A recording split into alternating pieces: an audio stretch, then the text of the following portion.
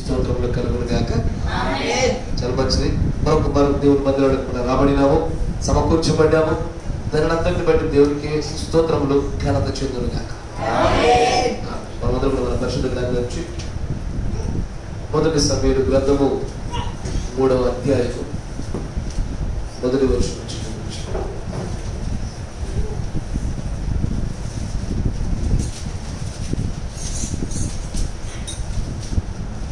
మొదటి సమూయేలు గ్రంథము 3వ అధ్యాయము మొదటి వచనం నుంచి నేను చదువుతాను, గమనించాను. బాలుడైన సమూయేలు ఏలీ ఎదుట యెహోవాకు పరిచర్య చేయుచుండెను. ఆ దినములలో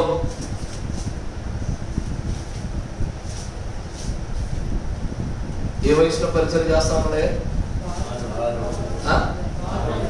బాలుడు, జ్యేష్ఠపుత్రుడు. ఏమి వినపడుతుందా? నీ జ్యేష్ఠపుత్రులు దేవుని వాళ్ళు. ఆమేన్.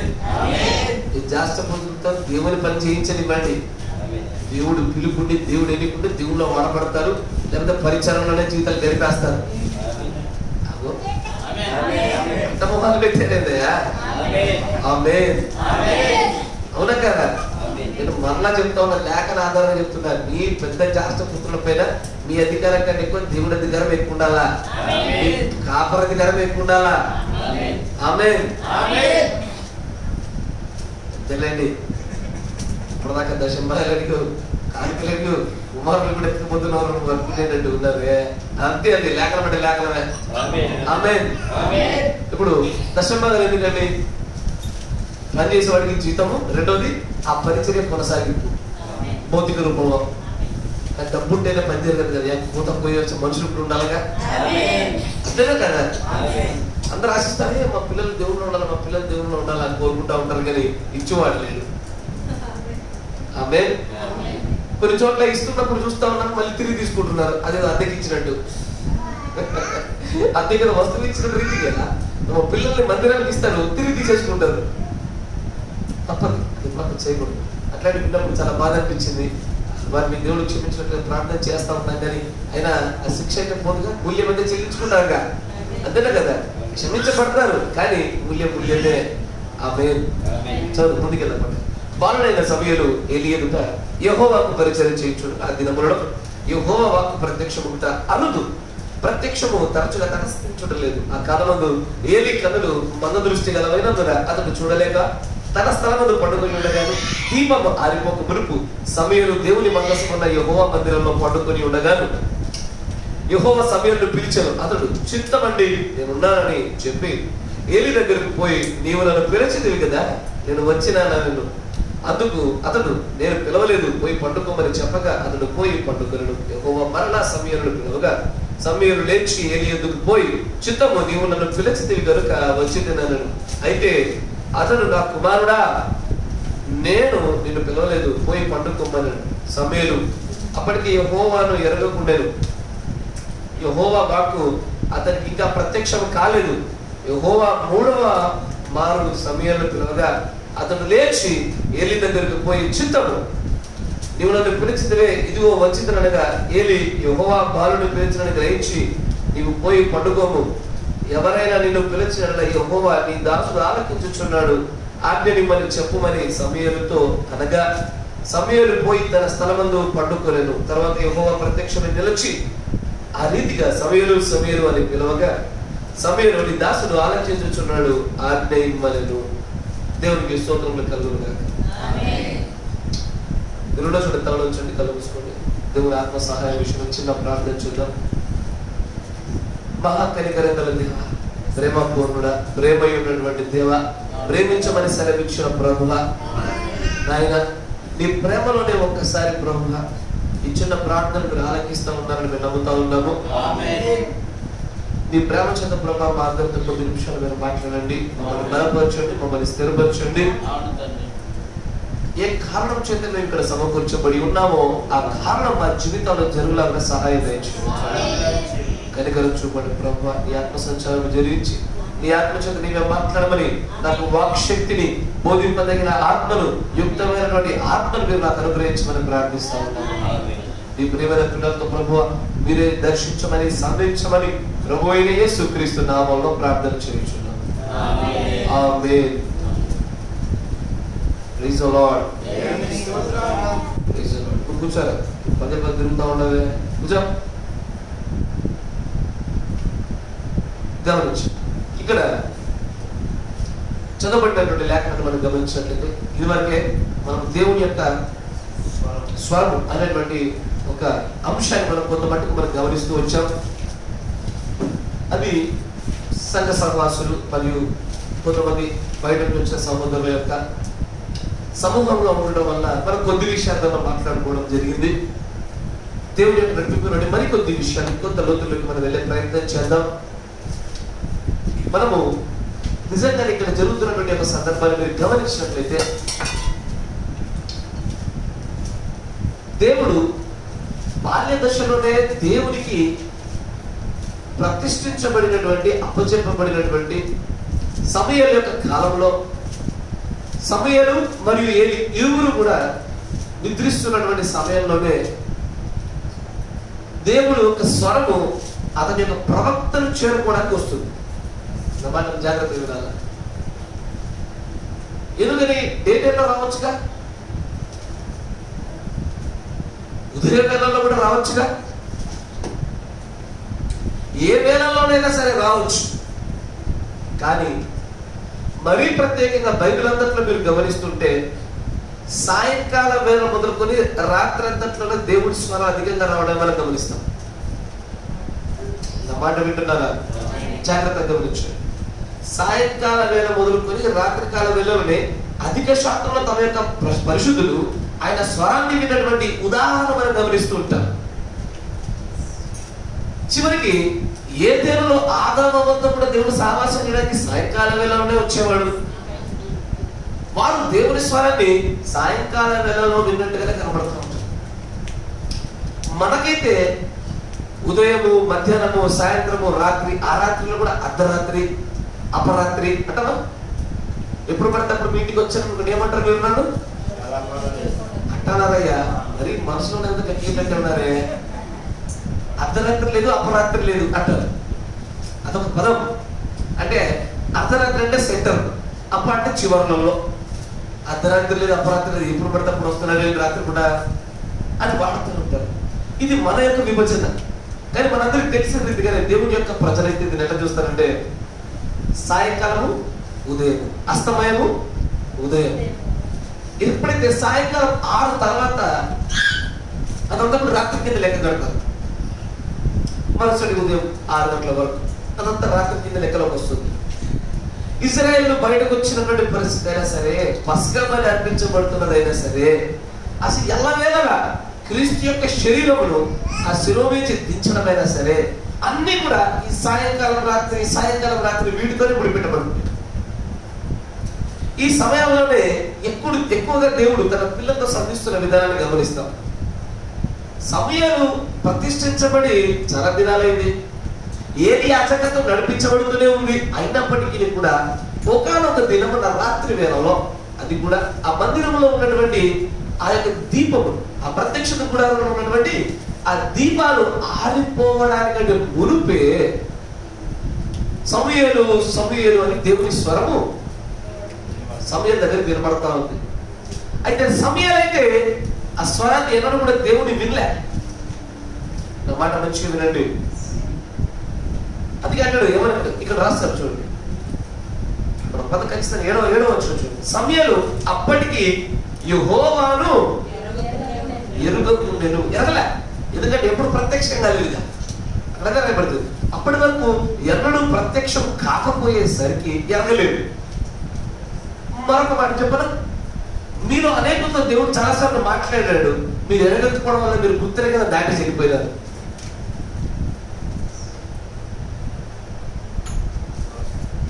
అది ఖచ్చితంగా వాస్తవం. ఆయన తన గొర్రెలకు తన స్వరాన్ని వినిపింపజేసే కాపరి. ఖచ్చితంగా ఆ కాపరి ఆయన మూగ కాపరి కాదు. నువ్వు మూగ గొర్రెలు కాదు, నువ్వు చెవిటి గొర్రెలు అంతకన్నా కాదు. ఆయన స్వరాన్ని నీకు ఎల్లవేళ వినిపింపజేస్తూనే ఉన్నాడు. కానీ ఇది ఆయన స్వరమే అని నువ్వు ఎరుగకుంటే దాని వలన ఎన్నో మార్లు మాట్లాడినటువంటి ఆయన మాటలు విని కూడా నువ్వు దాటి వెళ్ళిపోయిన పరిస్థితి కనబడతా ఉంటుంది. చాలాసార్లు అట్లే అవుతుంది. ఇది మనకి కాదు, దేవుని యొక్క పరిశుద్ధులు కూడా అదే జరుగుతూ వచ్చింది. కొంతమంది ఆ స్వరాన్ని వినకపోవడానికి కూడా చాలా కారణాలు ఉన్నాయంటాడు దేవుని యొక్క ప్రవక్త. దేవుని యొక్క నుంచి వచ్చేటువంటి ఆ స్వరంలో మనం నేటి వరకు వినకుండా ఉండుటకైనా సరే కారణాలు ఉన్నాయి అంటాడు. మీకు ఉదాహరణ చూపిస్తాను, గమనించు. మెసేజ్ కోడ్ వచ్చేసి కొంచెం వేగం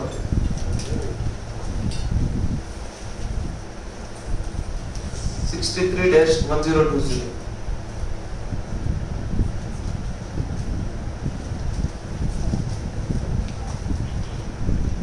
86. నేను చదువుతాను చూడండి, మీరు పక్కన పెట్టి నేను చదువుతాను. Moses heard the voice of God. దేవుడు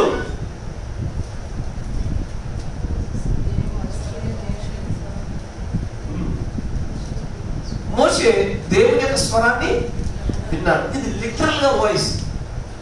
దేవుడు మాట్లాడుతున్నప్పుడు ఆయన స్వరం నేరుగా నీ దగ్గరకు వస్తుంది. కానీ అది వచ్చేప్పుడు ఏ ఒక్కరినో దేన్నో దాన్ని వాడుకోవట్లే, నేరుగా ఆ స్వరం వినిపిస్తా ఉంది అక్కడి నుంచి. గమనించండి, వినిపిస్తాడు. He was full of theology. He knowed all that in and out but failed. అతని యొక్క తత్వ జ్ఞానము, అతని కాలంలో ఉంచబడినటువంటి దేవుని వాక్యం పొందుపరచబడినటువంటి అక్షరం రూపంలో ఉన్నటువంటి ఆ గ్రంథాల యొక్క జ్ఞానంలో ఇన్ అండ్ అవుట్ మొత్తం లోపల వెలుపల అన్ని చేశారండి. అయినా సరే విఫలుడు అయినాడు. He failed. తర్వాత కొంచెం ముందుకు వచ్చాక నేను మీకు తిరిగి వివరణిస్తాను. He heard the voice of God. ఆయన దేవుని స్వరాన్ని విన్నాడు. Moses was never the same. ఒక్కసారి ఏ వ్యక్తి అయినా సరే దేవుని స్వరాన్ని విన్న తర్వాత ఆ వినడానికంటే మునుపున్నటువంటి అదే జీవితాలను అదే ప్రవర్తన మళ్ళీ కలిగి ఉండడు, మారిపోతాడు.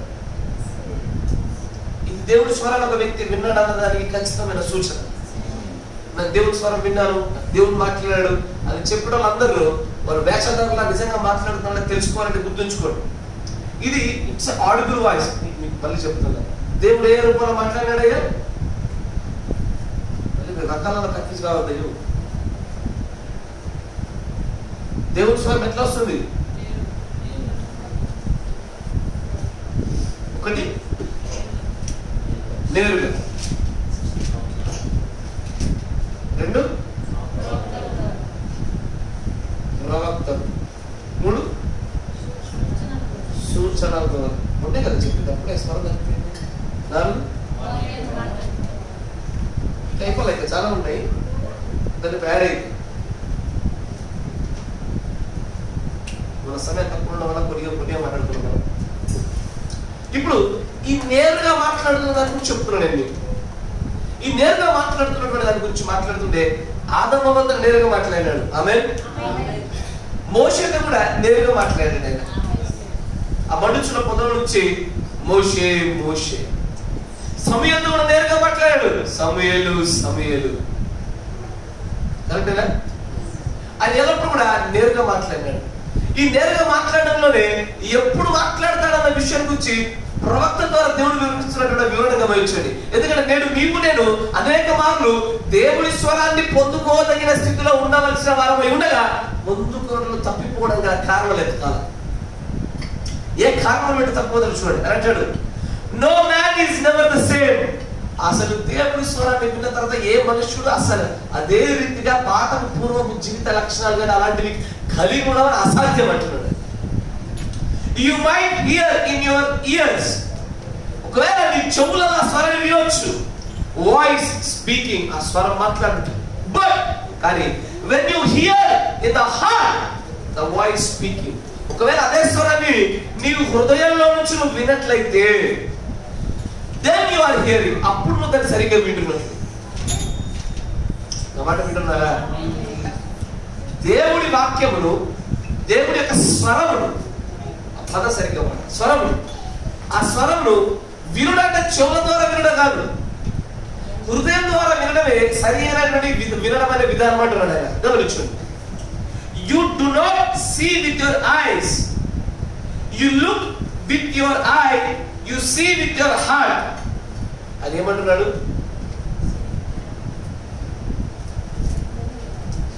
You do not see with your eyes. కళ్ళతో కానీ you look with your eyes. అంటే ఇక్కడ ఏమంటున్నాడంటే నీ కళ్ళతో నువ్వు చూస్తావు కానీ అని చెప్పడానికి సరిగ్గా ప్రయత్నించిన భాష. కళ్ళతో చూస్తావు కానీ హృదయంతో చూడలేవు, హృదయంతో గ్రహించాలా, ఆ ఉద్దేశంలో ఆ కాంటెక్స్ట్ లో మాట్లాడుతున్నాడు ఆయన. తర్వాత many times your ears hear the true voice of God and it falls off you like a water of a duck's back. ఒక బాతు నీళ్ళ మీద ఉన్నప్పుడు దాని రెక్కలను కూడా తడిచిపోవు, ఎందుకంటే దాని రెక్కలు నీటికి విరోధంగా పనిచేస్తూ ఉంటాయి. హైడ్రోఫోబిక్ అంటారు దాన్ని. అంటే నీళ్లు వాటి పైన పడ్డా కూడా తక్కువ జారి పడిపోతాయి, తడవదు అది, దాని ఈక తడవవు. అదే రీతిగా ఎన్నో మార్లు వినిపింపజేసినటువంటి దేవుడి స్వరం నీ చెవులకుండా వచ్చిన సమస్తము కూడా ఆ బాతు యొక్క వీపు పైన పడ్డ నీళ్లు ఎలా పడి జారిపోతాయో నీ చెవుల్లో పడ్డ దేవుడి వాక్యము స్వరము అట్లాగే జారి పడిపోయిందంట. మెనీ టైమ్స్, చాలా సార్లు దేవుడి స్వరము నీ చెవుల్లో పడి జారి. కారణం ఏందయ్యా? నీ థియాలజీ. అర్థమయ్యే భాష చెప్పరా? నీ సొంత భక్తి, నీ సొంత జ్ఞానం. నీ సొంత భక్తి, నీ సొంత జ్ఞానం వలన దేవుని స్వరం నీ చెవిలో పడినప్పటికీ కూడా అది పడి బాత మీద పడిన నీటి వలె జారి పడిపోతుంది అన్నాడు. తర్వాత ఇక్కడ అంటాడు, గమనించాడు, అసలు కారణం చెప్తాడు, స్వరం రాకపోవడం గల కారణం. But when you really hear, you hear with your heart. నువ్వు నిజంగా వింటే నీ హృదయంతో వింటావు. ఇప్పుడు చూడండి, and all the theology that Moses had, he had and heard the voice of God. Theology తన సొంత జ్ఞానము, తన సొంత భక్తికి సంబంధించినటువంటి ఆ జ్ఞానంతో నింపబడి ఉన్నంత కాలము ఆశలు మోసే దగ్గరికి దేవుడు స్వరమే రాలే.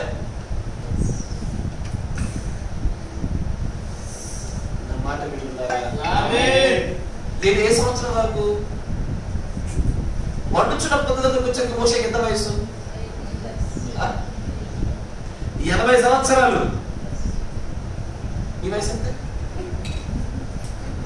80 ఏళ్ళు వెయిట్ చేయాల్సి వచ్చింది దేవుని దగ్గరికి లేరే స్వరం రావాలంటే. 80 ఏళ్ళు అంటే నువ్వు అనుకోవాలి నాకు ఇంకా 3 గంటల టైం ఉంటుంది ప్రభువా. నేను ఒకసారి ఆలోచించే నేరుగానే మోసే దగ్గరికి స్వరం రాలేదని తన తల్లి కూడా వచ్చింది. తన తల్లి చేయవలసిన బోధ చేసింది ఏమని? You are the redeemer for the Israel people. నువ్వు ఇజ్రాయెల్ విమోచించడానికి దేవుడు వాడుకోవచ్చున్నటువంటి విమోచకుడు. దేవుడి స్వరం వచ్చింది ఎక్కడి నుంచి? మరొక వ్యక్తి గుండా వచ్చింది కానీ నేరుగా రాలే. నేరుగా దేవుడి స్వరాన్ని వినగలిగేటువంటి స్థాయి అందాలంటే అయ్యా మొదటగా మన జ్ఞానం తీసేయాలి. బైబిల్ అంతట్లో కూడా దేవుడి స్వరం పొందుకోవడం ఎలా అని నా సొంతంగా నేను వెతికి వెతికి వెతికి వెతికి ప్రవక్త ద్వారా దేవుడు ఏ ప్రత్యక్షత ఇచ్చాడని చూస్తుంటే అన్ని చోట్ల నాకు కనబడిందని ఒకటే, ఎప్పుడైతే మనము ఒక విత్తనంగా విత్తినప్పుడు అది చనిపోవడానికి సిద్ధంగా ఉంటే నూతనమైన జీవం ఎట్టా వస్తుందో అలాగే మనము చచ్చిపోయే పరిస్థితుల్లో ఉండగానే దేవుడి స్వరాలు వస్తాయి. ఆగర్ కూడా దేవుడి స్వరాన్ని విన్నారు. ఎప్పుడో తెలుసా? తన కుమారుని పట్టుకొని నీళ్లు లేక చచ్చిపోయే పరిస్థితుల్లో నేను చనిపోతున్నా ప్రభు అని ఆ కుమారుడు ఉద్దేశిపోతుండే అప్పుడు స్వరం దిగి వచ్చింది. ఎవరో ఒకరు అలాంటి పరిస్థితుల్లో ఉన్నప్పుడే స్వరాలు బయటకు వస్తూ ఉంటాయి. ఇజ్రాయెల్ పరిస్థితి, ఇజ్రాయెల్ అలాగే మొయలేని బాధలతో మోయబడుతూ ఆర్తనాదాలు చేస్తూ ఉంటే మోషే దగ్గరికి స్వరం వచ్చింది, నా ప్రజల్ని జ్ఞాపకం చేసుకున్నాను. ఎల్లవేళ అంతే. అందుకనే ఎప్పుడు విరిగి నలిగిన హృదయాలతో ఉండండి అయ్యా, విరిగి నలిగిన హృదయాలతో మాట్లాడండి అయ్యా. అన్ని కలిగి ఉన్నామనేటువంటి భావనలో కానీ, అన్ని తెలుసన్న భావనలో కానీ, నాకే సమస్య లేదన్న భావనలో రెండు మాట్లాడకూడదు. ఒక క్రైస్తవుడు మాట్లాడుతూ ఉంటే ఆ మాటలోనే ధీరత్వం కనబడాలి. ఆ మాటలో గర్వము కానీ, బూతులు కానీ, సరువులు కానీ ఉండకూడదు. ఎల్లవేళ ఆ మాటలో ధీరత్వమే కనబడాలి. అప్పుడే కదయ్యా నువ్వు దేవుడి స్వరాన్ని వినడానికి అతి సమీపంగా నిలబడినట్టు. అట్లా లేకుండా మనం గనక మన సొంత భక్తి చేత, మన సొంత థియాలజీ జ్ఞానాల చేత నింపబడినంత కాలము ఆయన స్వరాన్ని ఎవరికి వినలేదు. ఏముంది బ్రదర్, తల్లి గుండా కూడా వినొచ్చుగా, తల్లి గుండా వినొచ్చుగా. తల్లి గుండా మిరియాము కూడా విన్నది, తల్లి గుండా ఆహారం కూడా విన్నాడు. కానీ మోషే లాగా ఎవరు వాడవలేవే. మోషే వలె చనిపోయిన తర్వాత సైతము తన యొక్క దేహాన్ని పట్టుకొని పోగలిగినటువంటి ధన్యత ఆ బోధమైన ఇద్దరు పట్టుకోలేదే. వ్యత్యాసం కనబడుతుందా? ముగ్గురు తల్లి గురించి విన్నారు, కానీ దాంట్లో ఒక్కరికి రాప్చర్ జరిగింది. దాంట్లో ఒక్కరి యొక్క దేహమే కొనిపోబడింది. మరి సమాధిలో మరి దేహం లేదు, అందుకే తిరిగి మన రూపాంతరం పొందుకున్న ప్రత్యక్షమైన దేహం. అలాంటి పరిస్థితుల్లో ఎవడై వచ్చేది. మోషే కూడా అందుకే అట్లాంటాడు కాబట్టి దేవుడు అన్నాడు సాత్వికుడయ్యా. కోపడే చూడ కోపడినాడేమో బహుశా. ఆ కోపం కూడా మోషేకి వచ్చిన కోపం ఎన్నడూ కూడా తనను బట్టి తెచ్చుకోలేదు కోపాలని. ఆయన తను సేవించున్న యెహోవాని బట్టి రోషం కలిగి కోపం తెచ్చుకున్నాడు. నా మాట వింటున్నారా? ఇశ్రాయేలు ప్రజలు దూడను పొదగోసుకొని మొక్కుతా ఉంటే చూసి తట్టుకోలేదు హృదయం, అక్కడ బద్దలు కొట్టింది ఆజ్ఞ పలకల్ని. కానీ తన కోసం వెళ్ళడం కూడా కోపం రాలే. అందుకే కదా యెహోషువ వచ్చి వాడెవడో పాలెంలో ప్రవచిస్తున్నాడయ్యా అంటే అంటాడు, నా నిమిత్తం నీకు రోషం పుట్టానా? యెహోషువ నీకెందుకు నా రోషం? నాకు రావాలి అవసరం తెగిస్తే, నాకే రావడం లేదు, నువ్వెందుకు నోరుసుకో కూర్చో. యెహోవా తన పరిశుద్ధులందరినీ తన పిల్లలందరినీ ప్రవర్తన చేస్తాడు అని అన్నది. నా మాట వింటున్నారా? కోపడడం మంచిదే. దేని బట్టి? వాక్యం అనే కారణాన్ని బట్టి కోపడు. కానీ అంతకు మించి కోపడిన ఏ ఒక్కరికైనా సరే పరిశుద్ధాత్మ బాప్తిసం రాదు. నా మాట అండర్లైన్ చేసుకోండి, గుర్తుపెట్టుకోరు. అట్లా గుర్తుపెట్టుకోరు. వాక్యం అనే కారణమును బట్టి కాకుండా మరి ఏ కారణమును బట్టి అయినా సరే కోపం వచ్చినా పరిశుద్ధాత్మ రాదు. If you are little loose in your anger, if you are little loose in your prayer, that's why we don't get sealed so much. ఇది దేవుడు తన ప్రవక్తకుండా మాట్లాడిన మాటేనా? ఎస్. వర్తమానంలో ఆధారాలు బట్టి చెప్తాను నేను మీకు. వాక్యం అనే కారణాలను బట్టి కాకుండా వ్యక్తిగతమైన కారణాలను బట్టి ఏ ఒక్క మనుషుడైనా సరే కోప్పడినట్లయితే ఆ వ్యక్తికి అందరికీ కూడా పరిశుద్ధాత్మ ముద్ర రాదు. బహుశా నీ కోపము బయట కనిపించకపోవచ్చు, అంతరంగంలో కోపమే లేదా? నేను బయటకు మాత్రమే నేను వృత్తికి క్షమించేశాను అంటున్నాడు, కానీ అంతరంగంలో కోపం నిలిచిపోయింది. బయట పెద్దలతో క్షమించాలన్నాడు, కానీ అంతరంగంలో ఆ కోపము, ఆ అసఖ్యము, ఆ దూరం పెట్టే విధానం నా అంతరంగా అట్టగి ఉంది. దేవుడు దాన్ని నువ్వు కోపంను జయించమని అనలేదు. ఎందుకంటే ఇప్పుడు మనం అందరం కూడా నూతన నిబంధన యొక్క పరిచయంలో ఉన్నాం.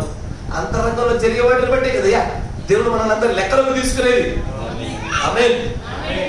అక్కడ నిజంగానే దేవుడి యొక్క లిటరల్ వాయిస్, ఆ యొక్క నేరుగా వినటువంటి ఆ స్వరం వినడం అనేటువంటిది చాలా స్పష్టమైనటువంటిది. అయ్యా ఆ పరలోక రాజ్యంలో ఆయన స్వరం మనం నేరుగా వింటామా? ఆమేన్. కానీ నిజమైనటువంటి ఆయన పరిశుద్ధులు ఇక్కడ కూడా వింటారు. చెప్తున్నావు బ్రదర్ అంటే ఆదాము విన్నాడయ్యా. ఆమేన్. హానోకు విన్నాడు, నోవాహు విన్నాడు, విన్నాడా లేదా? ఆదాము విన్నాడు, మోషే విన్నాడు, ప్రవక్తలు విన్నారు. నూతన నిబంధనలకు వచ్చేసి యేసు ప్రభువు వారు విన్నారయ్యా. వినడం ఏంటి? ఆయన వాక్యం అయి ఉంటే పౌలు గారు విన్నారు. సౌలా సౌలా ఎక్కడైనా సరే దేవుడు నేరుగా ఆ బోధిస్తున్నప్పుడు అంటే నేరుగా సంధిస్తున్నప్పుడు ఆ పేరు పెట్టుకో 2 సార్లు పిలిచాడు కనబడుతుంది. సమూయేలు సమూయేలు, సౌలా సౌలా, ఇంకా మోషే మోషే. ఆయన పేరు కూడా గుర్తుపెట్టుకునేది అట 2 మార్లు పిలిచాడు కనబడతా ఉంటుంది ఎక్కువేళ. కానీ దేవుని యొక్క ప్రవక్త ద్వారా దేవుడు అంటే చూడండి, సంఘకాలంలో తుగతెర సంఘకాలం అంటే తీవ్రంగా నేను చెప్తాను. ఎందుకంటే అది మెసేజ్ బుక్ కాదు, ప్రసంగం కాదు, సంగ్రహం. దాన్ని అంటాడు ద లవోదియన్ చర్చిలో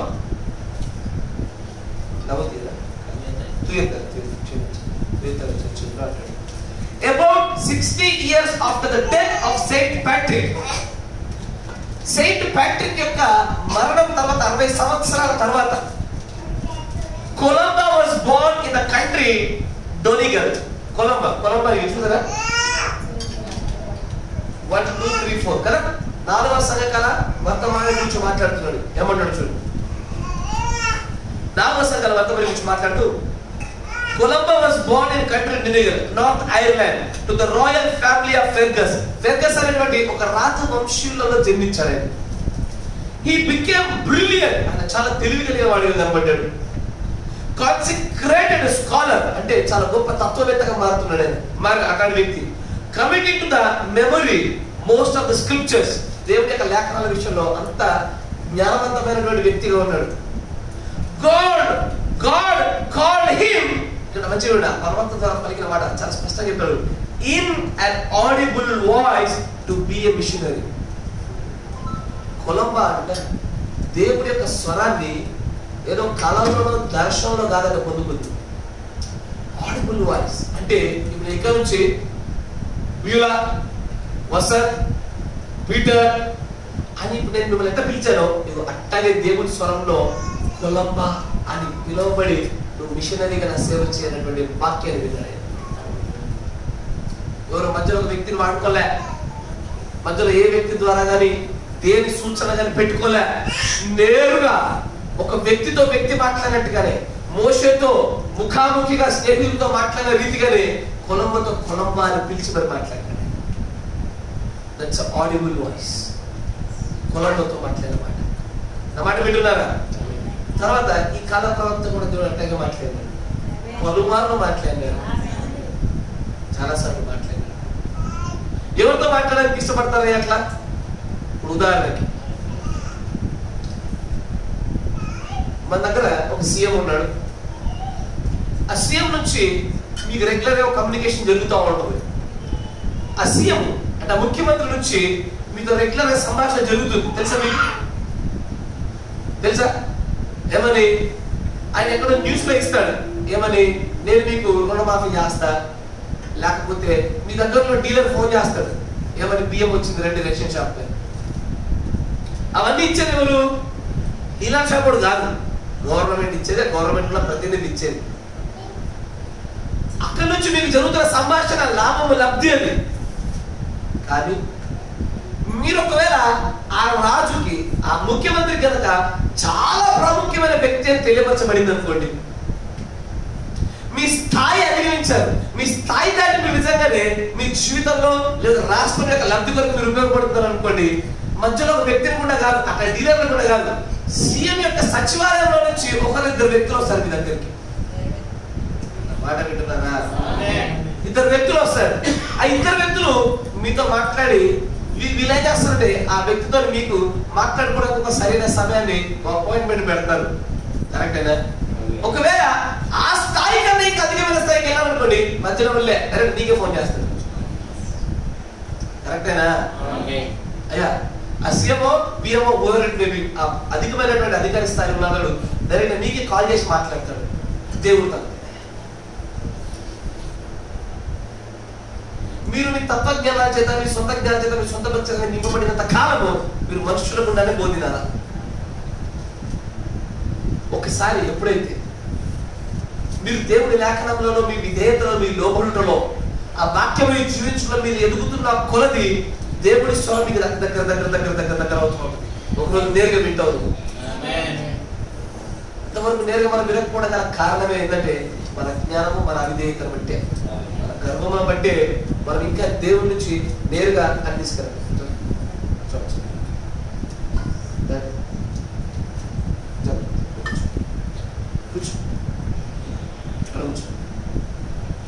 ఆయన వినలేవు, నువ్వు వినవు, మంచి కూర్చో.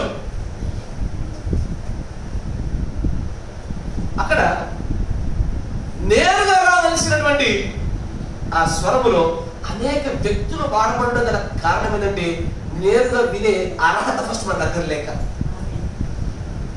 నా మాట వింటున్నారా?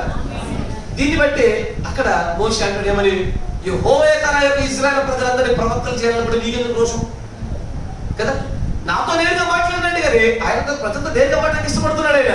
కానీ ఇప్పుడు వారు అలాంటి స్థితిలో లేరు కనుక, ఆ సాత్వికులు లేరు కనుక, అలాంటి తత్వజ్ఞానం చేత నింపబడకుండా దేవుని జ్ఞానం చేత నింపబడే సిద్ధంగా లేరు కనుక నేను అవసరం అవుతున్నా. ఆమేన్. మరి నీవు నేను కూడా దేవుడి స్వరాన్ని వినాలి అంటే మనం కూడా అలాంటి దినత్వాన్ని ధరించాలి. దినత్వాన్ని ధరించాలా, గర్వాన్ని వదిలించుకోవాలా.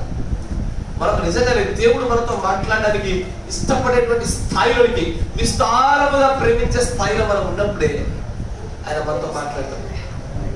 లేని మాట్లాడు. నా మాట వింటున్నారా? Praise the lord. ఇది నేరుగా మాట్లాడుతున్నటువంటి పద్ధతి విధానం.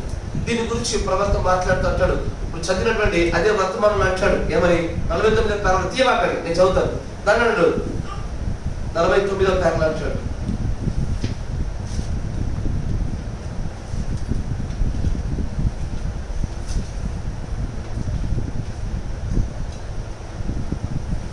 I'm trying to get to a point here to tell you something. నేను ఇక్కడ ఇంతగా వివరించడం గల కారణం ఏంటంటే ఒక విషయం మీ మధ్యలో పెట్టడానికి. అది ఏంటంటే ఐ బిలీవ్, నేను నమ్ముచున్నా, ద వాయిస్ ఈజ్ రేర్.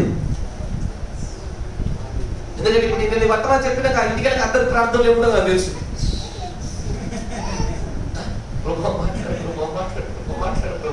కాదు, నేను రోజు మాట్లాడుతున్నాను, నీకు వెళ్తలేదు అక్కడ. Speaking everyday. నువ్వే వినేటువంటి శక్తి అంటాడు. The voice is rare, the voice of God. దేవుడి స్వరము అరుపు. మోషే వినాలంటే 80 సంవత్సరాలు ఎదురు చూడాల్సి వచ్చింది. ఆ రేషియోని గుర్తుంచుకోండి, ఆ నిష్పత్తిని జ్ఞాపకం చేసుకోండి. అలాంటి మోషేతోనే విమోచకుడిగా వాడబడవలసిన వారితోనే 80 ఏళ్ళలో ఒకసారి మాట్లాడినాడే. మనతో కూడా ఏదో ఒకసారి మాట్లాడతాను. కానీ నేనేమంటున్నా చెప్పినా, ఈ వర్తమానికి ఏం చెప్పినా, ఎప్పుడైనా సరే ఆయన మాట్లాడేది, ఆయన మాట్లాడబోచుండగా నువ్వు నీ చెవుతో కాకుండా హృదయంతో వినాలని ఆశపడుతున్నాను. నువ్వు చెవుతో విన్నావనుకోండి, బాత్ యొక్క రెక్కల పైన నీరు చుక్క పడి జారిపోయిన రీతిగానే ఆయన యొక్క వాక్యం ఇక్కడ నుంచి మరి ఇట్లా వెళ్ళిపోతుంది. అలా జరగకుండా ఉండాలంటేనే నీవు ఆయన ఎప్పుడు మాట్లాడతాడా ఆ మాట వినడం కావాల్సిన అర్హతలో నీవు ఉండు. ఆయన మాట్లాడినప్పుడు నువ్వేమన్నా చిత్తం వింటున్నాను ఆయన అని అనగలగా, ఒక అలాగ అనగలగానంటే ఎవరో ఒకరు నీకు చెప్పగలగాల దేవుడి స్వరం అని. ఏలి చూపించిన రీతిగానే మార్గదర్శిగా ఏ విధంగా ఆయన ఆ సమయంలో పనిచేశాడో అదే రీతిగా నీకు వినబడుచున్నటువంటి ఆ స్వరము దేవుడి స్వరం అని నీకు చెప్పాలి. నేను గైడ్ చేయాలి, నేను మార్గదర్శకంగా నడిపించాలి. విని ఇట్లా వదిలివేయకుండా పట్టుకోగలగాలి. ఆమేన్. మూడోది గమనించండి, సూచన గురించి. ప్రవక్త దగ్గరికి వస్తాను, సూచన చూడండి, సూచన గురించి మంచి గమనించండి. ఇక్కడ 64-0214 అనే వర్తమానంలో ఇది తీయడం పెట్టండి. ఎందుకంటే ఇది కొంచెం ఇంపార్టెంట్, ఖచ్చితంగా చూడాలి.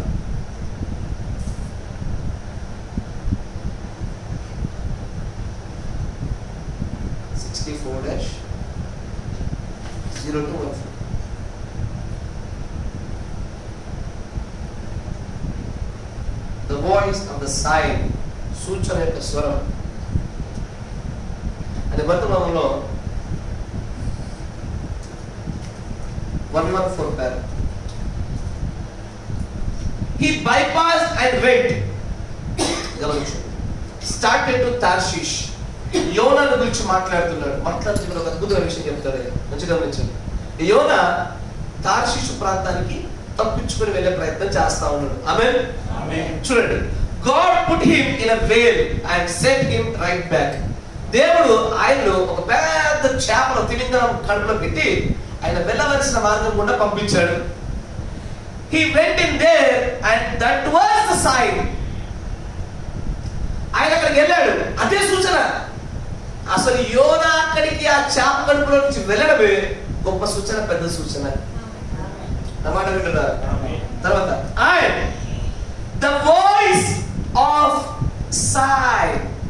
నేనేం చెప్పాను, దేవుడి స్వరము సూచనల గుండా కూడా వస్తుందన్నా. మన మోషే కాలంలో ఆయన 3 సూచనలు ఇచ్చిన 3 సూచనలు కూడా the voice of first sign, voice of second sign, voice of third sign. మొదటి సూచన స్వరము, రెండవ సూచన స్వరము, మూడవ సూచన స్వరము. ఈ మాట మీకు తెలుగు బైబిల్లో కనబడదు. ఇంగ్లీష్ అంతా కూడా తెలుగు బైబిల్లో అట్టగా ఇరుక్కుపోయి కూర్చున్నారా, ఈ వర్తమానంలో మీకు అర్థం కాదు. జాగ్రత్త. అంటే ఇక్కడేమని ఇదే విషయాన్ని యోనా దగ్గరికి తీసుకొస్తూ, యోనా ఆ చేప కడుపులో నుండి నినేవేకి వెళ్ళడమే పెద్ద సూచన. మరియు the voice of sign verse 2, repent and perish. గమనించండి, దేవుడు ఏ సూచన గుండానైనా సరే తన స్వరాన్ని వినిపింపజేస్తున్నాడంటే ఆ స్వరం ఏదో కాదు, ఒకటే ఒక ముక్క. ఏంటది? Repent or perish. పశ్చాత్తాపడు, మారు లేదా నశించు. నా మాట వింటున్నారా? దేవుడు సూచన గుండా తన స్వరాన్ని వినిపింపజేస్తున్నాడు అంటే నువ్వు బయటికి వెళ్ళాలనుకుంటా, నేను మరణంలో ఉన్నాను, చల్లగా లోక పరిస్థితి చల్లటి స్థితిలో పడుతున్నావు. దేవుడు నీకు శిక్షించబోయే ముందు నీకు కొన్ని సూచనలు చూపిస్తాడు. ముందు హెచ్చరిక అటుతల తీర్పు వర్తమానం చదవలే. అయ్యో, దేవుడు తన వర్తమానం మన దగ్గర వస్తున్నాయి, చదువుతారా? తీసి బయట పెడతారా? ముందు హెచ్చరిక, అటు తర్వాత తీర్పు వర్తమానం చదవాలి. దాన్ని మాట్లాడు. దేవుడు శిక్షించబోవడానికి ముందు కొన్ని సూచనలు ఇస్తాడు, కొన్ని హింట్స్ ఇస్తాడు. ఆ సూచన చూడగా మనకు అర్థం కావాలి, తెలుసా? Repent or perish. అయితే మారు లేదా నశించుకో. మోషేకి ఇచ్చినటువంటి సూచన చూడండి. ఒక పామును అక్కడ వేశాడు, కర్ర తీసాడు, దగ్గర పాము అయింది. దేని సూచిస్తుంది? కూర్చో. దేని సూచన చేస్తుంది? అయితే ఈ సూచనను నమ్మి నువ్వు మారు మనసు తీసుకొని బయటకు పంపించు లేదా నశించిపోతావు. రెండవ సూచన కదా, దీనైనా నమ్మి పంపించు లేదా నశించిపోతావు. మూడవది, నీరు నేను నేలపైన చల్లగానే రక్తంగా మారాలి. దాన్నైనా చూసి నువ్వు మారు మనసు పొందు లేదా నశించిపోతావు. ఎవ్రీ సైన్, ప్రతి సూచనకి అదొకటే మీనింగ్. ఏంటది? సూచన వెంబడితే స్వరం అదే. అయ్యో, ఇప్పుడు రోడ్డు ఉందా, నేను స్ట్రైట్కి వెళ్తున్నా, ఇటువైపు కుడివైపు తిరిగింది, దాని అర్థం ఏంది? ఇటు తిరుగు లేదా చచ్చిపో. అంతేగా? నేను ఇటు తిరిగాను అనుకోండి బ్రతుకుతాను, ఇటు తిరిగాను అనుకో లేదా స్ట్రైట్కి వెళ్ళాను అనుకోండి నాకు యాక్సిడెంట్. సూచన అంటే అర్థం అది. సూచన అంటే అయితే నీవు దాన్ని అనుసరించి బాగుపడు లేదా నశించుకో. దేవుడు సూచన వరకు వచ్చాడు అంటే దాని అర్థం ఏంటో తెలుసా? అయితే మనకు ఆశీర్వాదము మరణము దగ్గర ఉంటుంది. నెక్స్ట్ స్టెప్ అదే. ఒక సూచన పంపించాడంటే ఆ సూచన అంగీకరించున్న వారికి ఆశీర్వాదములు, ఆ సూచన తిరస్కరిస్తున్న వారికి శిక్షణ. దేవుడు ఒకసారి ఇంటి ఒక సూచన పంపించాడు. ఈ సూచన వచ్చినటువంటి వెంటనే కలరాడు అనే ప్రాంతం మీద వెళ్తుంటే ఈ God struck the Colorado by earthquake, judgement of God. అర్థమైంది అన్నమాట. ఈ సూచన అంగీకరించిన వారికి దేవుని స్వరాన్ని వినిపింపజేసింది, తిరస్కరించిన వారికి ద జడ్జ్మెంట్ ఆఫ్ గాడ్, దేవుని తీర్పు యొక్క ప్రారంభం కలరాడ ప్రాంతం నుంచి ప్రారంభమైంది. నా మాట వింటున్నారా? ఈయన మేడం మీకు చెప్పలేము మనం, ఈయన అక్కడ చెప్పేవి కాదు. ఇది ఓన్లీ ఈ మర్మాలు అందరి కోసం కాదు, మీ కొరకే, మీ కొరకే గుట్టుగా చెప్పేవి కాదు. అందరికి చేతి అర్థం కాదు కదా. అయ్యా కూరగాడ ప్రాధాన్యత అర్థం కాదు, ఈ సూచన అర్థం కాదు. చెప్పాలంటే మనకి 2 రోజులు చెప్పాలి కొత్త వాళ్ళకి.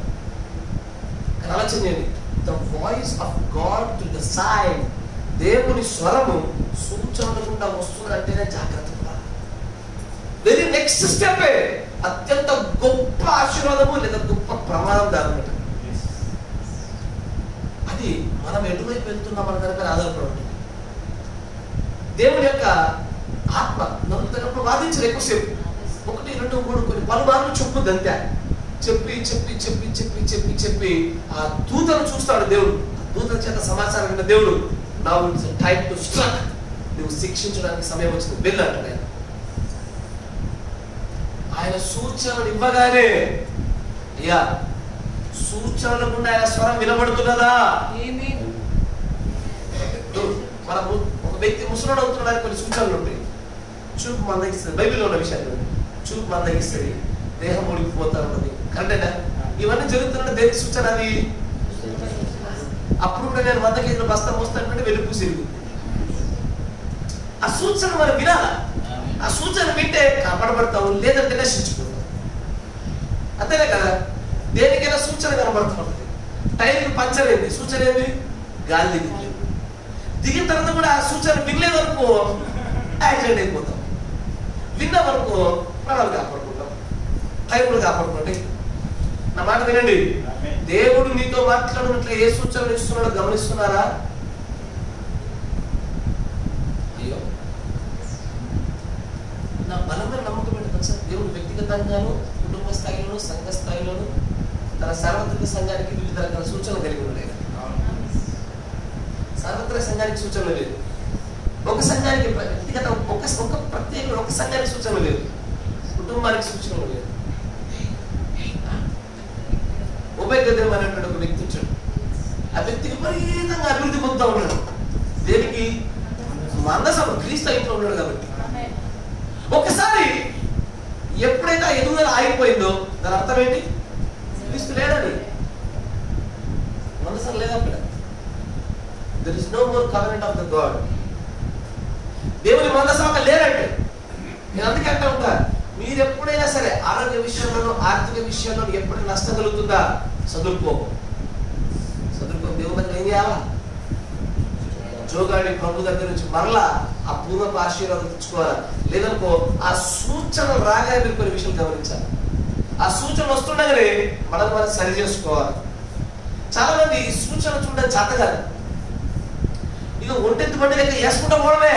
ఏ సూచన?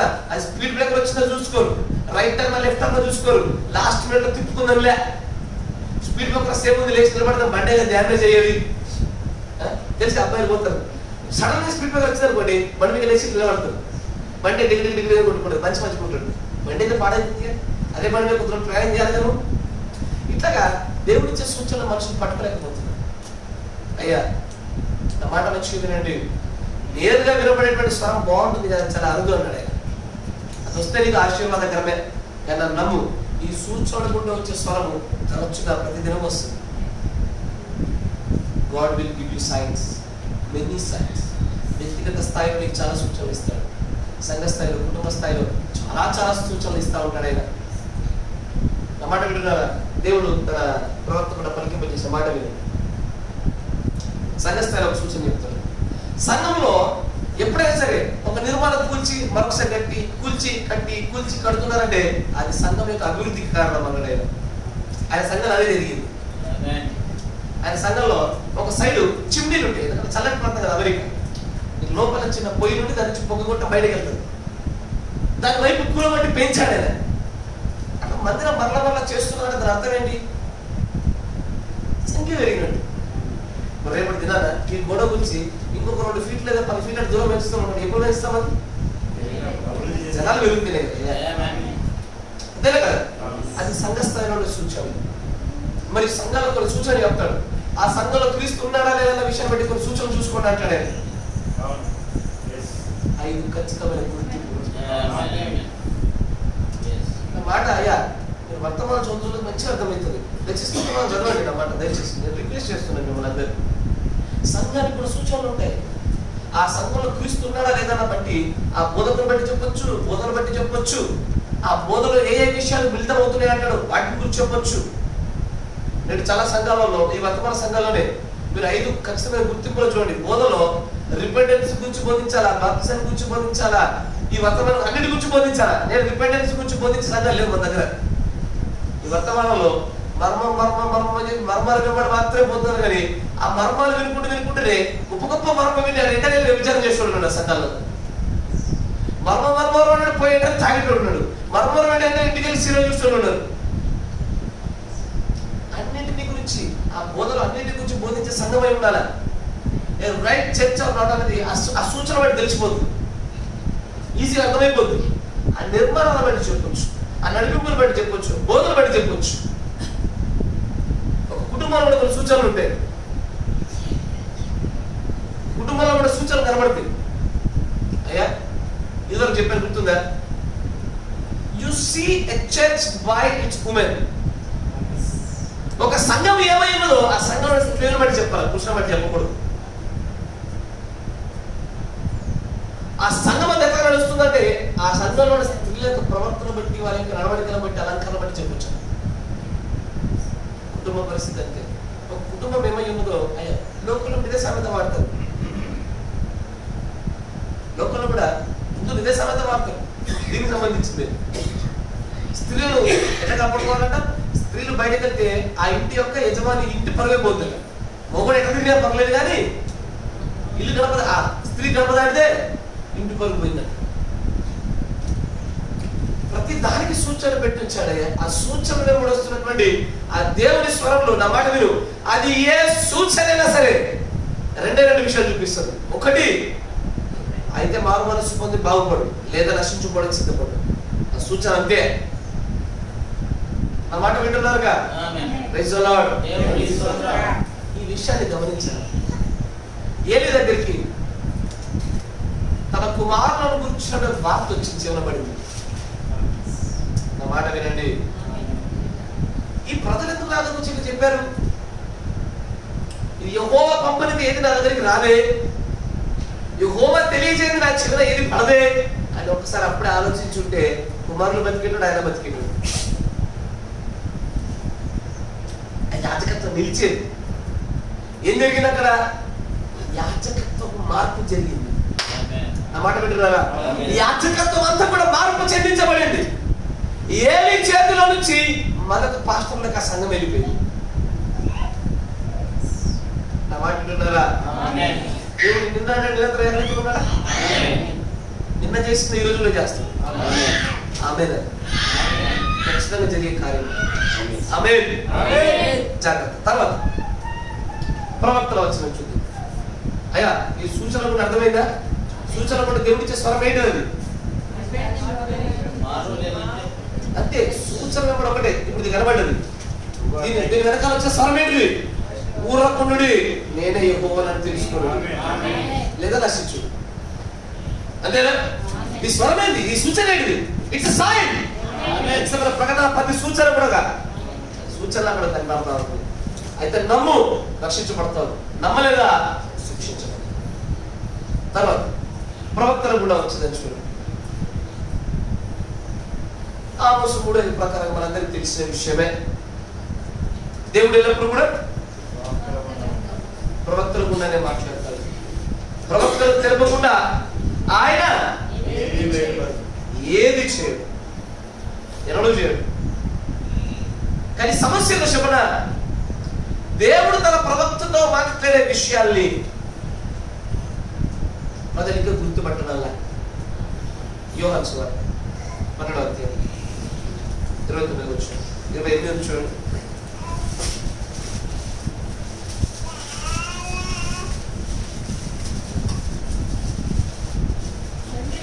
తండ్రి, నీ నామము మహిమపరచుమని చెప్పాను, అంతటా నేను దానిని మహిమపరిచితిని, మరలా మహిమపరుతును అని ఒక శబ్దం ఆకాశం నుండి వచ్చెను. ఒక స్వరం వచ్చింది. A voice from heaven. పరలోకం నుంచి ఒక స్వరం వినబడతా ఉంది. కాబట్టి ఏమని వచ్చింది ఆ స్వరము? అక్కడ నిలుచుండి. ఒకసారి ఆ స్వరం ఏమొచ్చింది చూడండి, మరొకసారి చదవండి. తండ్రి, నీ నామము మహిమపరచుమని చెప్పాను, అంతటా నేను దానిని మహిమపరిచితిని, మరలా మహిమపరుతును అని ఒక శబ్దం ఆకాశం నుండి వచ్చెను.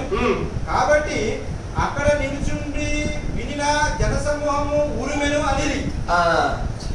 పెద్ద విచిత్రం చూడండి. స్వరం వచ్చి వేమడే కాదు, ఉరుమెను. హృదయంలో అర్థం కాకపోయేసరికి అది ఎట్లా అయిపోయిందంటే ఉరుములా తెలిసిపోయింది. మాట్లాడుతున్నారా? మోషేతో మాట్లాడుతున్నప్పుడు ఇదే పరిస్థితి. ఆయన అంటారు, మేము దేవుని యొక్క స్వరం నేరుగా వినలేదు. ఆ ఉరుములు, ఆ ప్రళయ తాండవ శబ్దం కూడా మాకు భయం కలిగింది. నువ్వు విని మాకు చెప్పు, నువ్వు విని మాకు చెప్పు. యేసుప్రభు దినాల్లో కూడా అంతే. అప్పుడు యేసుప్రభు అంటారు, ఆ స్వరం వచ్చింది నాకు మీకోసం వచ్చింది అన్నాడు ఆయన. తర్వాత అదేనా? మరికొందరు దేవదూత ఒకడు ఆయనతో మాట్లాడినది. అందుకు యేసు, ఈ శబ్దము నా కొరకు రాలేదు, మీ కొరకే వచ్చును.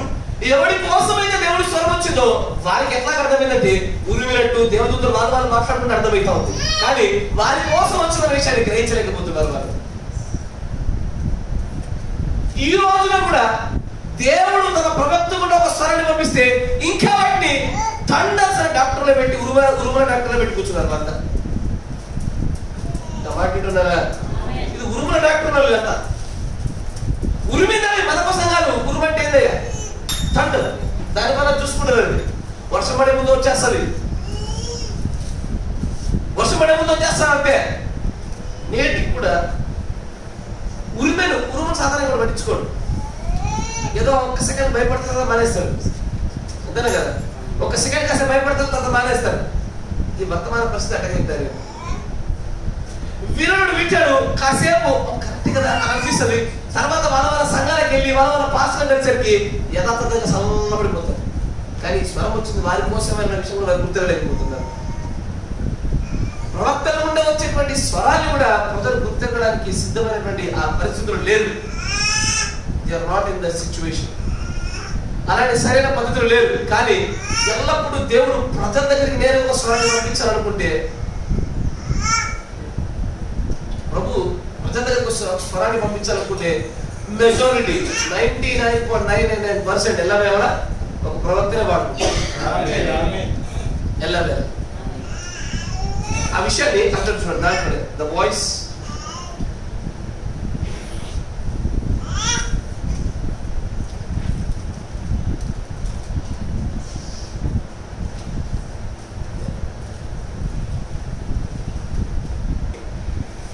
the voice of God in the last days అనే వర్తమానంలో అంటాడు అన్నమాట.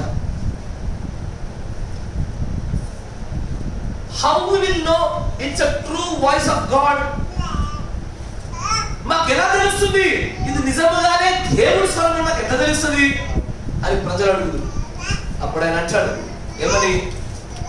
If it is through a vindicated prophet, నిరూపించబడిన ప్రవక్త చేత అయితే అది ఖచ్చితంగా దేవుడి స్వరమే.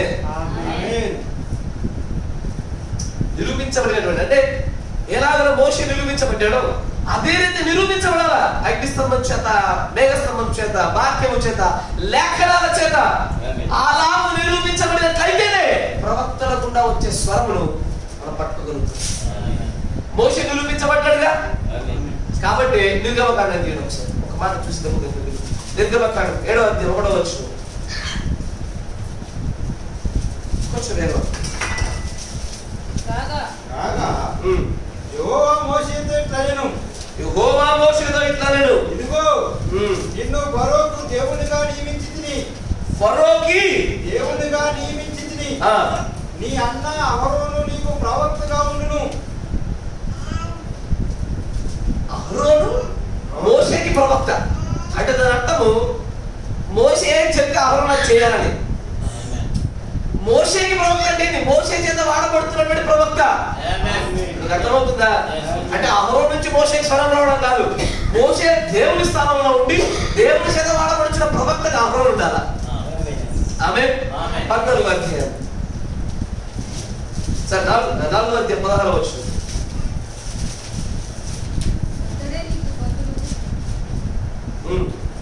అతడే నీకు బదులు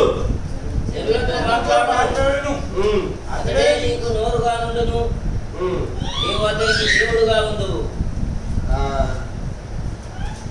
ఇక్కడ దేవుడు దేవుడు దేవుడు ఎందుకంటే ఎవరి దగ్గర దేవుడు వాక్యం వస్తే వాళ్ళు దేవుడు పడతారయ్యా.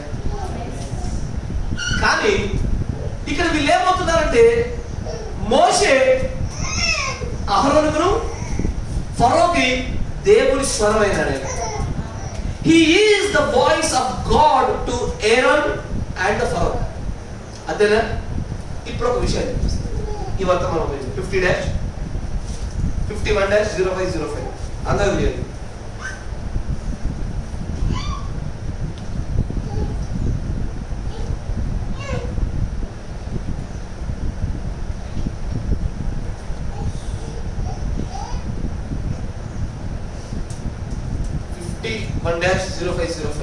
నా పరిచర్య మై కమిషన్ ఉందా? తెలుగులో లేదా?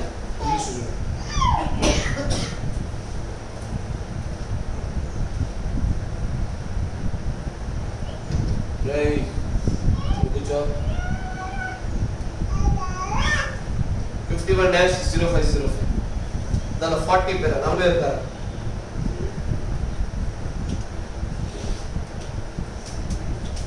చూసారా చదవండి. How did Mr. Upsav, I never seen him in my life.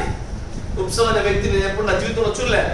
I know nothing of him. అతని గురించి నాకేం తెలీదు. How would I know? He was a congressman and who he was. నాకు తెలుసవి ఆయన ఏ కాంగ్రెస్ మ్యాన్ దేనికి సంబంధించిన వాడు, ఆయన ఏమైనా నాకు తెలియనప్పుడు ఆయన గురించి నాకు ఏ విషయాలు తెలుస్తాయా తెలియదు. But the Holy Spirit revealed it here at the platform. పరిశుద్ధాత్ముడు ఈ యొక్క ప్లాట్ఫామ్ మీద రంగస్థలంపై నాకు అతని గురించి అనేక విషయాలు బయలుపరిచాడు. గమనించండి. He revealed it and బయలుపరిచాడు. He makes his secrets known. అతని యొక్క రహస్యములన్నీ కూడా అంతరంగంలో ఉన్న ప్రతి విషయం నాకు ఈ రంగస్థలంలో పరిశుద్ధాత్మను బయలుపరుస్తాడు. That's nothing to do with me. అది నా వలన జరిగింది కాదు. I just happened to be that was born for that purpose. తర్వాత చూడండి ఇక్కడ నుంచి గమనించండి. Just like at the pool and the water of the Bethesda. బెత్సబాలో ఉన్నటువంటి బెతెస్దా ఉన్నటువంటి ఆ నీటి కోనేరు దగ్గర ఏం జరుగుతుందో మీరు గమనించారా? ఆ విషయం ఒకసారి జ్ఞాపకం చేసుకోండి. It couldn't say look what a great water I am. ఆ నీరు పలకదు. ఏమని చూసావా నేను ఎంత గొప్ప నీటిలో ఆ నీరు పలుకుద్దా? పలకదు. కానీ for when the Angel went off the water it's just of the water. ఎప్పుడైతే ఆ నీటి పై నుంచి దూత వెళ్ళిపోతాడో వెళ్ళిపోయిన వెంటనే ఆ నీరు సాధారణంగా అన్ని నీళ్ళలాగా అది నార్మల్ నీళ్ళే, కానీ అది ఒక ప్రత్యేకమైన నీరు. ఎప్పుడు దూత కలిగించినప్పుడు, దూత వచ్చినప్పుడు ఆ నీరు చాలా ప్రత్యేకమైనది, మహిమ కలిగింది, స్వస్థపరిచేది. దూత వెళ్ళిపోయిన తర్వాత సాధారణమైన నీరు ఏం తేడా లేదు. నౌ ఇప్పుడు I am just your brother. నేను కేవలం మీకు సహోదరుని మాత్రమే, సాధారణమైన సహోదరుడే. By the grace of God. But when the angel of Lord moves down, ఎప్పుడైతే దూత కదిలింపజేస్తదో it becomes అలా ప్రభుత్వం ఏమని then a voice of God to you. Amen. ఎప్పుడైతే నన్ను దూత తాకుతుందో అప్పుడు నేనే దేవుని స్వరం మీకోసం పంపబడిన వాడిని. ఆమేన్. ఈ కాలంలో దేవుని యొక్క స్వరం ఎవరో తెలుసా? ఈ కాల ప్రవక్త. అది కూడా మంచిగా గమనించండి. దీన్ని పట్టుకోవడం కూడా బుద్ధిమాంద్యం. ఏమన్నా దూతుంటేనే మహిమ గల నీళ్లు, దూతరిపోతే నార్మల్ నీళ్లు. ఆత్మ చేత మాట్లాడినప్పుడే దేవుని మాటలు, ఆత్మ సొంత మాటలు మాట్లాడితే సొంత మాటలు. ఇదే కదా తర్వాత నేను చెప్పుకుంది. నా హ్యూమన్ సైడ్ గాడ్ సైడ్ అని చెప్పాడా? అర్థం కాదుగా జనాలకి. ఆయన తుమ్మితే తుమ్ముతాం, దగ్గితే దగ్గుతాం, ఇంకొంచెం క్యాబులు పెట్టుకుంటాం. ఇట్లాంటి అంగిలు వేసుకుంటాం. ఏటాడతాం. తగ్గిపోయింది జనాల పరిస్థితి. ఆయన పెట్టిన చెప్పిన ఉదాహరణ స్పష్టంగా చెప్తాడు. నేను మీకోసం పడ్డ దేవుడు స్వరమయ్యా. కానీ దూత వచ్చినప్పుడే, దూత లేనప్పుడు ఐఎమ్ జస్ట్ యువర్ బ్రదర్. బలహీనతలు కలిగినటువంటి సాధారణమైన మానవ దేహంలో ఉన్న మీ సహోదరుడే. కానీ దేవుని యొక్క దూత నా పైకి వచ్చినప్పుడు మాత్రం తప్పపోకండి. I am God's voice to you. తర్వాత if I offended you by saying that, కొంతమందికి ఆ మాట్లాడితే ఏమనిపిస్తుంది? మీరేంటి వర్తమానం గురి ముందు కూడా మీకు ఏమనిపించలే? కొత్త విధాలుగా ఏమనిపిస్తుంది? వామ్మో వీడిగా దేవుడిని చేసుకుంటున్నాడు ఏమనిపిస్తుంది? ఒకవేళ నేను మిమ్మల్ని అలా చెప్పి మీకు గుచ్చినట్లయితే, మీకు బాధ కలిగేసినట్లయితే forgive me, నన్ను క్షమించండి. బట్ కానీ I felt that might be resented, but I am God's voice to you. చూస్తున్నారా? నేను మీకు దేవుని స్వరాన్ని అయి ఉన్నాను, గమనిస్తున్నారా? I felt bad about it first time. ఇప్పుడు నాకు కొంచెం గట్టిగా బాధ అనిపించింది, కొంచెం భయం వేసింది. కానీ రెండోసారి ఇప్పుడు మంచిగా అనిపిస్తుంది అంటాడు. ఇది మాట చాలాసార్లు మాట్లాడాను. ఎస్, ప్రవక్తల గుండా వస్తున్నప్పుడు దేవుని స్వరం ఎప్పుడు గమనించండి అయ్యా. ఎప్పుడైతే దూత ఉంటాడో, దేవుని దూత ప్లస్ ప్రవక్త, అప్పుడే దేవుని స్వరం. ఎవరో చెప్పింది కాదు, ప్రవక్త అంతా చెప్పిందే. వీటన్నిటిని అర్థం చేసుకోండి. మనము ప్రవక్తలు తప్పిపోతారని కొన్ని, తప్పిపోరని కొన్ని, ఎప్పుడు తప్పిపోతారు మనం ఒక పెద్ద సిరీస్ మాట్లాడుకుందాం. కానీ ఇప్పుడు ఏం చెప్తారు ప్రజలు, దూత లేకుండా మాట్లాడిన ప్రవక్త మాటలు సైతము దేవుడు స్వరంగానే తీసుకుంటున్నారు. కరెక్టేనా? వాళ్ళు ఏమనాలి? వర్తమానంలో చాలా గొప్ప వాళ్ళు అయిపోతున్నారు. వాళ్ళంతా అనేకులు గుడ్డలో పడేస్తా ఉన్నారు. దూత ఉండి ప్రవక్త ఇరువురు ఒక చోట ఏకమైనప్పుడే దేవుడి స్వరం ఉత్పత్తి అవుతుంది. అక్కడ దూత లేకుండా ప్రవక్త ఒక్కడే తనతో మాట్లాడితే, అందుకే అంటాడు మార్టిన్ ఆ లూథర్ కింగ్ జూనియర్ గురించి మాట్లాడుతున్నప్పుడు అదే అన్నాడుగా, I told you to be very careful many times. చాలా మంది చెప్పాను, ఆ నుంచి నిలబడే ప్రతి మాట్లాడితే జాగ్రత్తగా ఉండాలి. If it is goes from God it always comes with thus saying the lord. దేవుడి దగ్గర నుంచి దేవుడు దూతల పైకి వచ్చి చెప్తుంటే అక్కడ ఖచ్చితంగా థస్ సేయింగ్ ద లార్డ్ ఉండాలని చెప్పి వాక్యంతో సరిపోల్చబడుతుందా లేదా, థస్ సేయింగ్ ద లార్డ్ ఉందా లేదా, దాంతో సంబంధం లే. ఎలా వేరే ఏంది ఎట్లుంటే ఆ బెతత్స కోరల దగ్గరికి పోయి దూత లేకపోయినా సరే మహిమ నీళ్ళు అన్నట్టు దేవాలని ఏది ప్రవక్త పైకి దూత రాకుండా మాట్లాడిన మాటగా బట్టి కూడా నువ్వు అట్టకి తీసుకున్నట్టుంది. అట్టకి తీసుకో. అప్పుడు అంటావు ఏమని, అది ప్రకటన కదా 6వ అధ్యాయంలో మొదటి ముద్రలో తెలుగు యేసుప్రభు అంటావు నువ్వు కూడా. ఎందుకంటే ఒకప్పుడు ఆయన మాట్లాడాడు అని చెప్పాడు. ఒకసారి దూత లేకుండా ప్రవక్త చేసిన ప్రసంగం అవి. దూత లేకుండా ప్రసంగం చేశాడుగా. నీ కంటి కనబడలే, నీకు ఏర్పడలేదు. అది కనబడకపోతే ఏర్పడకపోతే ఏం చేస్తున్నట్టే, దూతుందా లేకపోయినా అది బొద్దొచ్చనీరంటే బెచ్చనీరే అన్నట్టు చేస్తా ఉన్నాడు. ఎప్పుడు పడితే అప్పుడు దిగితే స్వస్థత రాదు. నీరులో దూత angel, we need an angel. దూతున్నప్పుడే కదయ్యా అప్పుడు ఆ నీటికి విలువ మహిమ వచ్చింది. అలాగే దేవుని దగ్గరికి వెళ్ళి థస్ సేయింగ్ ద లార్డ్ దూతలు వాక్య ప్రకారమైనటువంటి అనుగుణంగా ఉన్న విషయాలు వచ్చినప్పుడు మాత్రమే ఈ కాల సమాప్తంలో వచ్చిన వాటిని దేవుని స్వరంగా తీసుకోవాలి. అంతేగాని ఎప్పుడు పడితే అప్పుడు తీసుకున్నట్టు దేవుని స్వరంగా తీసుకున్నట్టు కాదు. చివరికి నీ కాపరి దగ్గర వచ్చారు సార్, నీ కాపరి చెప్పేది వర్తమానంలో నుంచి వాక్యంలో చైదా నోరు మూసుకొని దేవుడి స్వరం అంగీకరించు. It is the voice of God, not my pastor. కానీ ఒకవేళ తన సొంత వాక్యం చెప్పిన ఏదైనా మాట అప్పుడు అను ఏమని, ఆయన సొంత మాటలే మనకి ఇంట్లో పక్కన పడేసి. కానీ నేను వర్తమానం అంతా తీసి చూపిస్తాను. అయినా సరే వెనక్కి వెళ్ళి సరుకుంటున్నారు. మీరు సరికెళ్ళి దేవుని స్వరానికి విరుద్ధంగా అనిపిస్తే చాలా మందికి అర్థం కావడంలే. లోపాలు లతుకులు గొతుకులు ఎత్తికే దేంట్లో, దేవుడి స్వరంలో. నీ కాపరి ఆత్మచేత ప్రేరేపించబడి, నీ కాపరి పెద్ద సంగతి చెప్తా ఉండలేదు, నీ కాపరి బైబిల్లో నుంచి వర్తమానంలో నుంచి ఆత్మ ప్రేరేపణ కలిగి చెప్తున్న ప్రతి మాట అది నీకోసం ఇప్పుడు పెట్టే దేవుడి స్వరం. అది దేవుడి స్వరం ఎప్పుడు కూడా నువ్వు గడిచేవారు పెట్టడానికి వీల్లేదు. అది ఇప్పుడుగా కొంతమంది అనుకుంటారు చేయకూడదు వద్దు అని చెప్పిన కొన్ని మాటలు చేస్తారు. కొంతకాలం బాగుంది, మంచిగా అనిపిస్తుంది.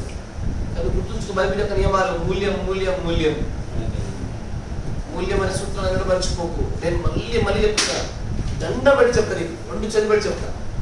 మూల్యాలు మాత్రం మర్చిపోతారు మీరు, వాటిని మర్చిపోకండి. అంటే మీరు ఒక మాట దేవుని యొక్క పరిశుద్ధాత్మ విరోధంగా ఆయన స్వరానికి విరోధంగా మీరు చేసిన ఏ కార్యకైనా సరే బహుశా ఇప్పుడు మీరు మంచిగా ఉండొచ్చు, క్షమించబడుతున్న మీకు అనిపించవచ్చు, క్షమించబడతారు. దానికి తగ్గినటువంటి మూల్యాన్ని పైసలు చెల్లిస్తారయ్యా ఒక రోజున. అది ఎటు పోదు, వెంటనే రావాలి. ఒక రోజు వస్తుంది, ఆ రోజున ఆ మూల్యము కడపటి కాస్త చెల్లించేంత వరకు బంట్రోజు మిమ్మల్ని వదలడు. నా మాట వింటున్నారా? అసంపుస నోరు జరబాకండి ప్లీజ్. నేను ఏదో అందుకే చెప్తున్నా, నా వ్యక్తిగతమైన మాట్లాడుతుంది దాన్ని 100% ఖండించేసేయండి. నేను ఈ మధ్యన మన ఒక సహోదరుతో పంచుకున్నాను ఏమని, అసలు నేను వాక్య సంబంధమైన విషయాలు మాట్లాడే ప్రయత్నం ఉన్నప్పుడే నేను ఒక కాపరి పాస్టర్ గుర్తొస్తానయ్యా, మిగిలిన సంపాదన నేను పాస్టర్ని అనుకోని చెప్పాను. నేను అంతరంగా చెప్పాను, సత్యమే మాట్లాడాను. ఒకవేళ నేను పాస్టర్ని బిహేవ్ చేయాలంటే నాకు చాలా మంది మాట్లాడలేదు. నేను ఓన్లీ పుల్పిట్ దగ్గర ఉన్నప్పుడే 100% పాస్టర్లకు ప్రవర్తిస్తాను. దిగిన తర్వాత ఒకవేళ ఒక వ్యక్తిని గద్దించాలన్నా, సరిచేయాలన్నా, ప్రేమపూర్వక సలహాలు ఇవ్వాలన్నా అలాంటి సందర్భంలో పాస్టర్గా నేను మాట్లాడతాను. కానీ మిగిలిన సందర్భాల్లో నేను సాధారణమైన సహోదరులైనా ఉంటాను. అది ఒక సాధారణమైన సహోదరులు ఉంటాను, నియమాలను నేను పట్టించుకోను. కానీ నేను వాక్యంతో సహా నేను సరిచేస్తున్నప్పుడు కానీ, వాక్యం గుండా నీకైనా సలహాలు ఇస్తున్నప్పుడు కానీ, నేను దిద్దుబాటు గురించి మాట్లాడుతున్నప్పుడు కానీ, వాక్యమును వర్తమానం నీ దగ్గర పెడుతున్నప్పుడు కానీ దానికి విరోధంగా పోయి దేవుని స్వరానికి విరోధంగా ఏ తప్పిదం చేయకు, మూల్యం పడుతుంది నీ పైన ఒక రోజు. జాగ్రత్త. దేవుని స్వరాలు ఎల్లప్పుడు కూడా తీసిపడబాకండి. Praise the lord. తర్వాత 4వది, అయ్యా ఈ సూచన అర్థమైందిగా మీకు? ప్రవక్త అర్థమైందా? ప్రవక్తలో ఉన్నప్పుడు దేవుని స్వరం ఎప్పుడు పడినప్పుడు కాదు. నేను ఓన్లీ మీకు మేడం కొద్దిగా చెప్పు తెచ్చాను అట్ట కాదు. దూత ప్రవక్త రెండు ఏకమైనప్పుడే దేవుని స్వరం ఉత్పత్తి అవుతుంది.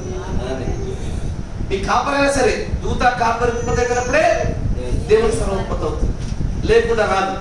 ఇది నేరుగా వచ్చేది, ఇది అరుదు, బాగా అరుదు. కానీ ఇది పొందుకోవడానికి ఎల్లప్పుడూ ప్రయత్నం చేస్తూనే ఉండాలి. ఈ సూచనలో రెండే రెండు, ఒకటి రిపెంట్ ఆర్ పెరిష్, మారు మనసు పొందు లేదా నశించు. పెరిష్ అంటే నశించు, మరణం. మరొకసారి చూడండి, 65-0815. కొంచెం వేగం అవుతుంది, సమయం అయిపోతుంది. ఆసక్తిగానే ఉందా? నూతనమైన పట్టుకుంటున్నారా? 64-65-0815. 65-0815. దాన్ని 150 ఉంటారు.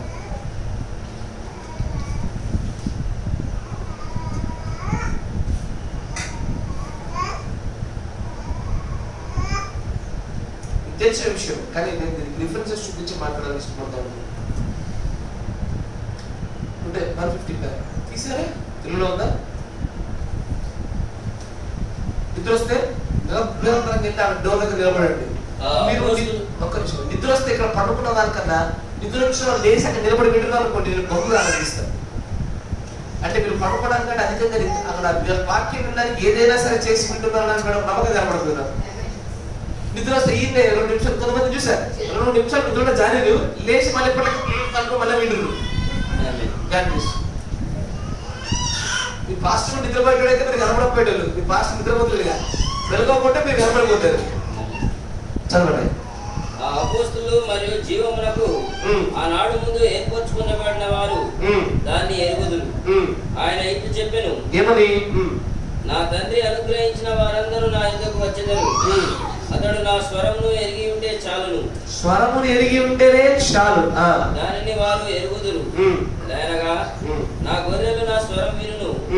వ్యక్తపరచబడిన మాటే స్వరము. ఏమైనను వారు దాన్ని నమ్ముదురు. వ్యక్తపరచబడినటువంటి మాటే స్వరం. అయ్యా ఆ మాటను గమనించండి. అందరికి వాక్యం కూడా దేవుని స్వరం అంటే అందరికి బాగా చక్కగా అర్థమైంది. అక్కడ ఒక లాజిక్ ఉంది. ఏమంటుంది సార్? రాయబడిన అక్షరాలు దేవుని మాటలు కాదు, ఆ అక్షరాల వెనక ప్రత్యక్షపరచబడినదే, ఆ ప్రత్యక్షత దేవుని వాక్యం, దేవుని స్వరం.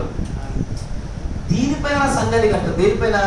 అక్షరాల పైన కాదు, ప్రత్యక్షత పైన. ఆమేన్. గమనిస్తున్నారా? ప్రత్యక్షమైన సంఘం కడతా, ఎందుకంటే ఆ ప్రత్యక్షతలోనే నా స్వరం వస్తుంది కనుక. ఇక్కడ అందరూ ఏమంటారంటే రాయబడిన దాంట్లోనే దేవుడి స్వరం ఉంటే దేవుడి స్వరం అందరి దగ్గర ఉన్నట్టే. ప్రతి సంఘ శాఖ, ప్రతి చర్చిలో దేవుడి స్వరం ఉన్నట్టు. ఎందుకంటే రాయబడిన అక్షరాలు అన్ని చోట్ల ఉన్నాయి కదయ్యా. కానీ ఎప్పుడు దేవుడి స్వరం అవుతుంది అంటే ప్రత్యక్షపరచబడింది. The revealed word is the voice of God.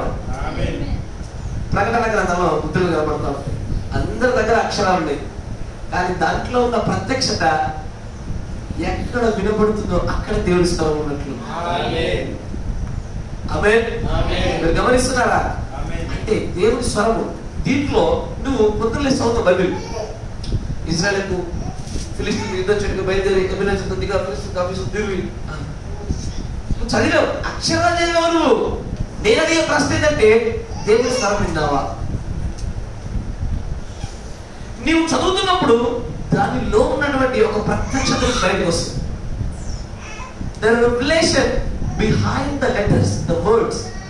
ఆ అక్షరాల వెనక ఉన్నటువంటి ఒక ప్రత్యక్షత, ఒక రెవల్యూషన్ మీతో మాట్లాడుతూ ఉంటుంది. అది ఆ ప్రత్యక్షత కూడా జాగ్రత్త సుమా, వర్తమాన ప్రత్యక్షత కూడా ఉండాలి. ఏది పడితే బయలుపరచబడేది కాదు. వర్తమాన ప్రత్యక్షత గుండా చదువుతున్న లేఖన ప్రత్యక్షత వినబడతా ఉంటుంది మీకు. నా మాట వింటున్నారా? నేను మీకు ఈ సమయ గ్రంథంలో ఉన్న విషయం చదివే మనం ఎన్నో మందసాలు చదివాం, కానీ అక్కడ మందసం పక్కనే పడుకుంటేనే స్వరం వచ్చిన విషయం మనం ఇప్పుడు వినుండవు. కరెక్టేనా? అది వర్తమాన ప్రత్యక్షత గుండా చూస్తే దొరుకుతుంది. అదే అంటున్నా. నీవు నాకు అదిగా అనిపిస్తుంది. ఒక మాస్టర్ గారి మాట ఉందని ఏమన్నా సార్, నేను క్రిస్టియన్స్ అంటారు క్రైస్తవులు, ఆయన అన్నమాట బాగా నచ్చింది. వాస్తవం, క్రైస్తవులు 95% క్రైస్తవులు, 95% క్రైస్తవులు అసలు వాళ్ళు ఆరాధన చేస్తలేదు. 95% క్రైస్తవులు అసలు బైబిల్ చదువుతలేదు అన్నాడు ఆయన. చదవట్లేదు నోటుతో కాదు ఆయన అన్నది, త్రూ ద రెవల్యూషన్, ప్రత్యక్షంతో చదవడంలే. నేను మీకు ఇదివరకు చాలా వర్తమానం చెప్పాను. ఒకసారి ఇప్పుడు డేవిడ్ రాజు గారి గృహంలో అనుకుంటాను, ప్రత్యక్షతలో వర్తమానం చెప్పాను. సంవత్సరం గుడ్డ చూపించాను, గుర్తుందా? నోవాహు దినాలలో కూడా ఆ పావులకు తిరిగి వచ్చే విధానంలో కూడా మీకు సంకాలం చూపించాను. మీరు వింటున్నారా? అట్లా ఎవ్రీ సెంటెన్స్, ప్రతి వాక్యం చదువుతున్నప్పుడు దానిలో నీకు 7 ముద్రల యొక్క ప్రత్యక్షత కనబడాలి.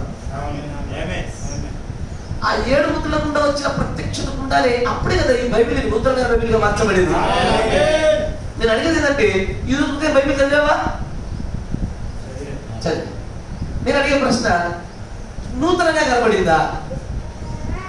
Have you seen the 7 seals through that verses?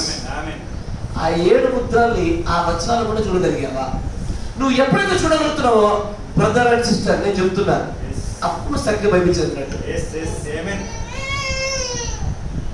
That is where you are reading the Bible in the spirit. నేను పొద్దున్నలే చదువుకోవడం తప్పని నేను చెప్పడంలే, ముద్దని నేను చెప్తలేదు. నా మన మంచి గమనించు. నేను దేనికి ప్రిఫరెన్స్ ఇవ్వను. నేను పొద్దున్న లేవగానే ప్రార్థన చేసుకుంటాను, కాసేపు నాకు ఆత్మీయ పాట పాడుకుంటాను, తర్వాత వాక్యం చదువుకుంటాను. పడుకునేప్పుడు దేవుడు అటాక్ సాగుతూ ఉంటుంది. కానీ నాకు ఒక్కొక్కసారి సడన్గా ఒకసారి ప్రయోగం వస్తుంది, లోపల ఆత్మ సంతున్నట్టుగా. వెంటనే బైబిల్ తీయాల్సిన సమయంలో, ఆ సమయంలో నేను చూస్తుంటే గంట కింద చూసిన వాక్యం చూసినా సరే నాకు కొత్త కనబడుతుంది. అప్పుడు అనిపిస్తుంది, that is the voice of God to us. అది దేవుడి స్వరం మనతో మాట్లాడుతుంది. అందుకే అక్కడక్కడ ఆ డెఫినేషన్ కావాలా. ఈ వాక్యమే దేవుని మాట, వాక్యమే దేవుని మాట, ప్రతి సంఘర్షణ అదే అంటాడు. అంటే నాకు డౌట్ వస్తుంది, అట్లయితే మరి అన్ని చోట్ల దేవుని స్వరం ఉన్నట్టే అంతే కదా. కానీ ఏదో నా ప్రవర్తన దేవుడు వివరించుకుంటాడని వెతుకుతున్నప్పుడు కనబడ్డది ఏమని, the voice of God, it is the voice of God when it is revealed word. ప్రత్యక్షపరచబడుతున్నటువంటి వాక్యమే దేవుడి స్వరం. ప్రత్యక్షపరచకపోతే నీకు దేవుడి స్వరం అవ్వలేదు. అక్షరం అక్షరం నశింపజేసేదానికి నీకోసం ఇచ్చిన అక్షరం అంతే. అక్కడ అంటూ ఆ రివీల్డ్ వర్డ్ మాట్లాడాలి. అది చదువుతున్నప్పుడు అంత మంచిగానండి, మీరు బైబిల్ ఎప్పుడు చదువుతుండండి. కానీ కొన్నిసార్లు ఆ వచనం మీద ఏదో ప్రత్యక్షత నీకు పదంగా తాకుతాయా. నా మాట్లాడమంటే నేను అధికమైన సరే నేను అనుభవించేదిగా. ఆ వాక్యం చూస్తున్నప్పుడు దాని వెనక ఒక ప్రత్యక్షం తాకగానే ఏదో తెలియని ఒక ఆనందం లోపల తత్తా ఉంటుంది. ఎవరితో పంచుకొని పంచుకొని పంచుకొని అనిపిస్తుంది. నేనేం చేస్తాను తెలుసా, నా ఫోన్లో నోట్స్ రాసుకుంటా సంఘంతో పంచుకోవడానికి, తిట్టడానికి. ఏదైనా సరే దేవుడి స్వరమే. ఇచ్చినా కొట్టినా నన్ను దేవుడు అయ్యా గుర్తుంచుకోండి. నేను ఎట్లా దేవుడితో చెప్తా, ఒరే సుకేష్ చంపుతాను నేను అన్నాడు అనుకో, ఫస్ట్ భయపడ్డానికి నువ్వు సంతోషపడతా. ప్రభు మొత్తానికి ఇన్నాళ్ళకైనా మాట్లాడాను, ఆయన దండం పెట్టని రాది తినలేదు. మారతా వెంటనే మారకుండా ఉండ, కానీ తిట్టడానికైనా సరే మాట్లాడేదిలే. అంతే కదా అయ్యా, అంతేగా. పూర్తి శాతం మాటలు బంద్ చేసిన దేవుడు మాట్లాడకుండా ఉండే కన్నా, మొగుడు పిల్లలు మాటలు బంద్ చేసుకోవడం కన్నా తిట్టుకుంటే తిట్లు కూడా మాట్లాడకుండా మేలే. మాట్లాడుతున్నారుగా, అంతే కదా. మొత్తం శాంతంగా మాటలు బంద్ చేస్తే చచ్చిపోయిన లెక్క మృతులు కదా మాట్లాడండి, అంతేగా. సంబంధం లేదు. భార్య భర్తల బంధం కట్టేసండి మాటలు బంద్ చేస్తే. మాటలు బంద్ చేయడం కన్నా తిట్లకుండాలో కుప్పకుండాలో ఏదో సరుకులో గొరుగులో ఏదో అనుకోండి, మొత్తానికి మాట్లాడుతూ కమ్యూనికేట్ అవుతున్నారు అనుకోండి. పోలే మాట్లాడుతున్నారుగా, ఒకరి విషయం ఒకరు తెలుస్తున్నాయిగా, అట్లా అనుకుంటే చాలు. అంతేగాని అట్లా జాగ్రత్త ఉంటారు. వాక్యం చదువుతున్నప్పుడు వాక్యం చదువుతుంటేనే దేవుడితో మాట్లాడాడు కాదు. కొంతమంది నేను చెప్పాను పొద్దున ఉదాహరణ. అయ్యా వసంత్ గారు ర్యాండంగా బైబిల్లో ఒక పేజ్ తీయండి, ర్యాండంగా ఏదో ఒక చోట తీయండి, తీసి ఒక వచనం చదవండి. యెహోవా నాకు ప్రత్యక్షం ఎలాగ సెలవిచ్చెను. ఏమని? నరపుత్రుడా, ఇశ్రాయేలు పర్వతముల తట్టు చూచి వాటి విషయమై ఈ మాటలను ప్రకటించుము. ఏమని? ఇశ్రాయేలు పర్వతములారా, ప్రభువైన యెహోవా మాట ఆలకించుడి. పర్వతములతోనూ కొండలతోనూ వాగులతోనూ లోయలతోనూ ప్రభువైన యెహోవా ఇలాగూ సెలవిచ్చుచున్నాడు. ఇదిగో నేను నిజంగా మీ మీదకి ఖడ్గమును రప్పించి మీ ఉన్నత స్థలములను నాశనము చేసేదను. ఆ మాట బ్రదర్ చదవడానికి ముందు నేను మనసులో ఏమనుకుంది తెలుసా? నిజంగా చెప్తాను యథార్థంగా. నేను వసంత గారి ఇంటికి వెళ్ళాలా ఉందా భోజనానికి అలా అనుకుని చదవమని చెప్పిన. ఆ మాట విన్నారా? వసంత గారి ఇంటికి భోజనానికి వెళ్ళాలా వద్దని మనసు అనుకుని చదవమని చెప్పిన. చదివిండు. ఇప్పుడు ఏం చెప్పాలి దానికి? ఆ ఇంటికి వెళ్ళి ఏం చెప్పాలంటే నేను ఆ వాక్యం ప్రకారంగా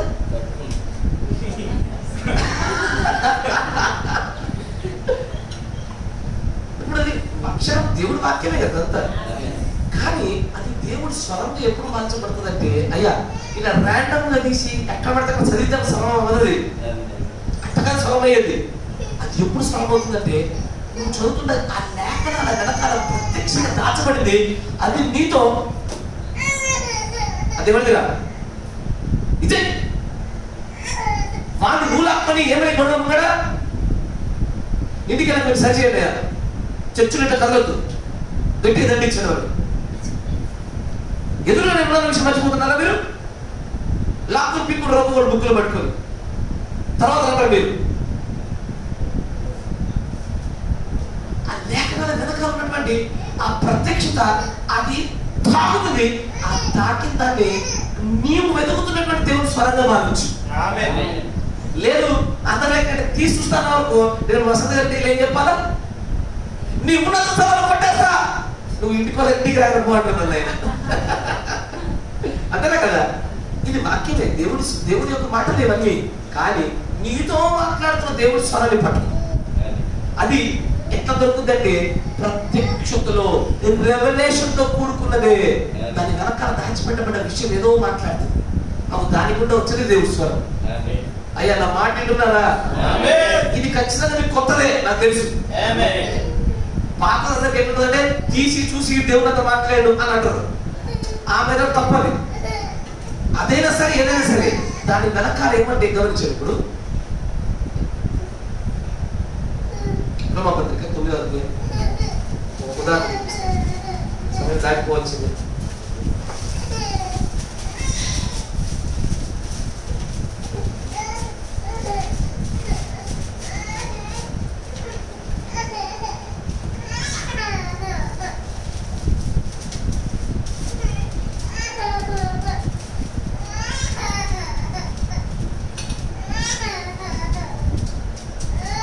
రోమా 9:33 చదవండి. ఇదిగో నేను అడ్డురాతిని అడ్డుబండను సీయోనులో స్థాపించి ఉన్నాను. ఆయన యందు విశ్వాసముంచువాడు సిగ్గుపరచబడడు అని రాయబడిన ప్రకారము వారు అడ్డురాయి తగిలి తొట్టుబడిరి. చాలు. ఈ వచనము ఒకసారి బ్రహ్మ సహోదరుడు ప్రార్థనలో ఉన్నాడు. అప్పటికే ఆయన కొన్ని కళలు వచ్చాయి, దర్శనాలు వచ్చాయి. ఆ కళల దశలను బట్టి ఈయన చనిపోబోతున్నాడేమో, నా సేవ అంత దశకు వచ్చింది, చివరి దశకు వచ్చిందని భావిస్తున్నాడు. ఒక చోట రూమ్లోని ప్రార్థన చేస్తుంటే ఆత్మ బలంగా అటు ఇటు విసిరి కొట్టింది. తీరా చూసరికి బైబిల్లో పేజీలు కొన్ని కదిలినట్టు అనిపించింది. పోయి చూసరికి రోమా 9:33 కనబడింది. ఇదే వచనం కనిపించింది. చూశాడు. చూసిన వెంటనే ఈ వచనం చదివిన తర్వాత ఈ వచనంలో అంతకు ముందుకు వచ్చినటువంటి కళలు దర్శనాల యొక్క ప్రత్యక్షత ఈ వచనం వెంబడి మన కలిసి వచ్చింది ఆయనకి. అప్పుడే ఆయన అన్నాడు దేవుడు నాతో మాట్లాడాడు. దేవుడు నాతో మాట్లాడంటే ఈ గ్రంథంలో ఉన్న ప్రతి అక్షరం కూడా మాట్లాడాడు కాదు. ఆ సమయంలో నీతో దేవుడు మాట్లాడుతుంది. ఆ లేఖన వెనకాల ప్రత్యక్షత కూడా నీకు కొత్తదైన వెలుగులు, కొత్తదైన సమాచారం బయటకు వచ్చింది. అప్పుడు అన్నాడు దేవుడు నాతో మాట్లాడాడు రోమా 9:33 ప్రకారంగా అన్నాడు. ఈరోజు నువ్వు కూడా నీకు ఏదైనా ఒక ప్రశ్నకు సమాధానం కావాలంటే నువ్వు బైబిల్ చదువుతూ నిరంతరం చదువుతుండగా ఒకే ఒక చోట ఎక్కడో ఒక చోట ప్రత్యేకమైన ప్రత్యక్షతతో నీతో మాట్లాడతాడు. The revealed word is a voice of God. Amen. ప్రత్యక్షపరచబడినటువంటి వాక్యమే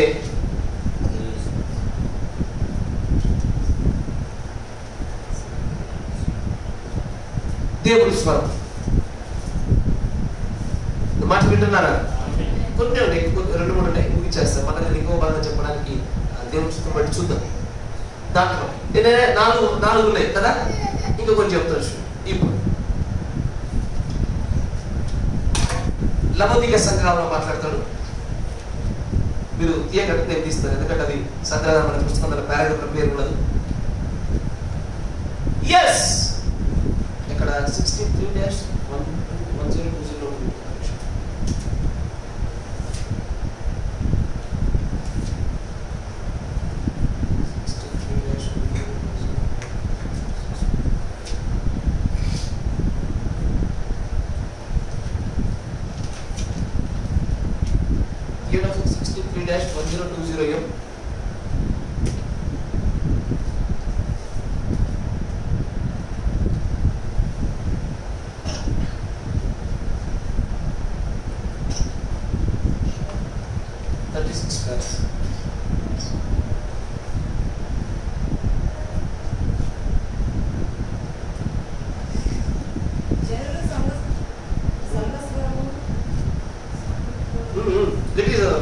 జనులు సంఘస్వరము సంఘపు బోర వినటకు మాత్రమే తర్ఫీదు చేయబడింది.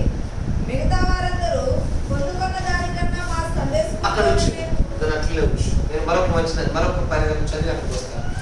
ఇక్కడ లవోదిక సంఘంలో నేను మాట చదివి వస్తాను. అంటాడు, yes sir, అవునండి, the church is no longer the mouthpiece of God. సంఘాలు దేవుని స్వరాన్ని వినిపింపజేసేటువంటి నోటి పూరలుగా ఇప్పుడు లేవు. అంటే దేవుడు తన స్వరాన్ని ప్రపంచానికి వినిపింపజేస్తుంది ఈ దినంలో ప్రవక్త ద్వారా కాదు. Because there is no profit. నా మాట వినారయ్యా? ప్రవక్త వచ్చాడు, తన స్వరాన్ని వినిపింపజేసాడు, వెళ్ళిపోయాడు. ఆయన లవోదిక సంఘకాలంలో ఒక దూర, కానీ ఇప్పుడు మరొక సంఘకాలంలో వస్తుంది. ఇది వధువు కాలం. It's bride age. Bride age లో మెసెంజర్ బ్రైడే. బ్రైడ్ ఏజ్ లో దేవుని స్వరం బ్రైడ్ స్వరమే. అంతేనే కదా? ఈ దినాల్లో దేవుని స్వరము సంఘమే. కానీ దేవుని ప్రవర్తించాడు ఏమని? సంఘము దేవుని యొక్క స్వరంగా ఉండవలసిన చోట సంఘం ఉండలేకపోతుంది. దానిలో ఉండదయ్యా. ఇది సంగ్రహం, ప్రసంగాలు కాదు అని ఉండదు. ఇది ఎడిట్ చేసిన తర్వాత వచ్చిన పుస్తకం. నా మాట మంచిగా వినండి. మీకు 2 పుస్తకాలు కనబడతాయి సంఘకాలంలో. ఒకటి ఆ దగ్గర ఉండదు. సంఘకాలం ఉందా? సంఘ పుస్తకం చూపించండి. అందరి దగ్గర ఆ పుస్తకం ఉండదు సంఘకాలం. కానీ ఇంకో పుస్తకం ఉంటుంది, ద రెవల్యూషన్ ఆఫ్ చర్చెస్ అని చెప్పేసి ఆ ప్రింటెడ్ బుక్ ఉంటుంది. నా స్ట్రిక్ట్ గా చెప్పేది ఏంటంటే 2 వినండి, కానీ ఆ ప్రింటెడ్ పుస్తకాన్ని 5 సార్లు చదవండి. ఎందుకో చెప్తా. దాన్ని ఎప్పుడు పబ్లిష్ చేశారో తెలుసా? బ్రౌన్ గారు ఆ పుస్తకాన్ని కరెక్షన్ చేశాడు. ఎప్పటి వరకు?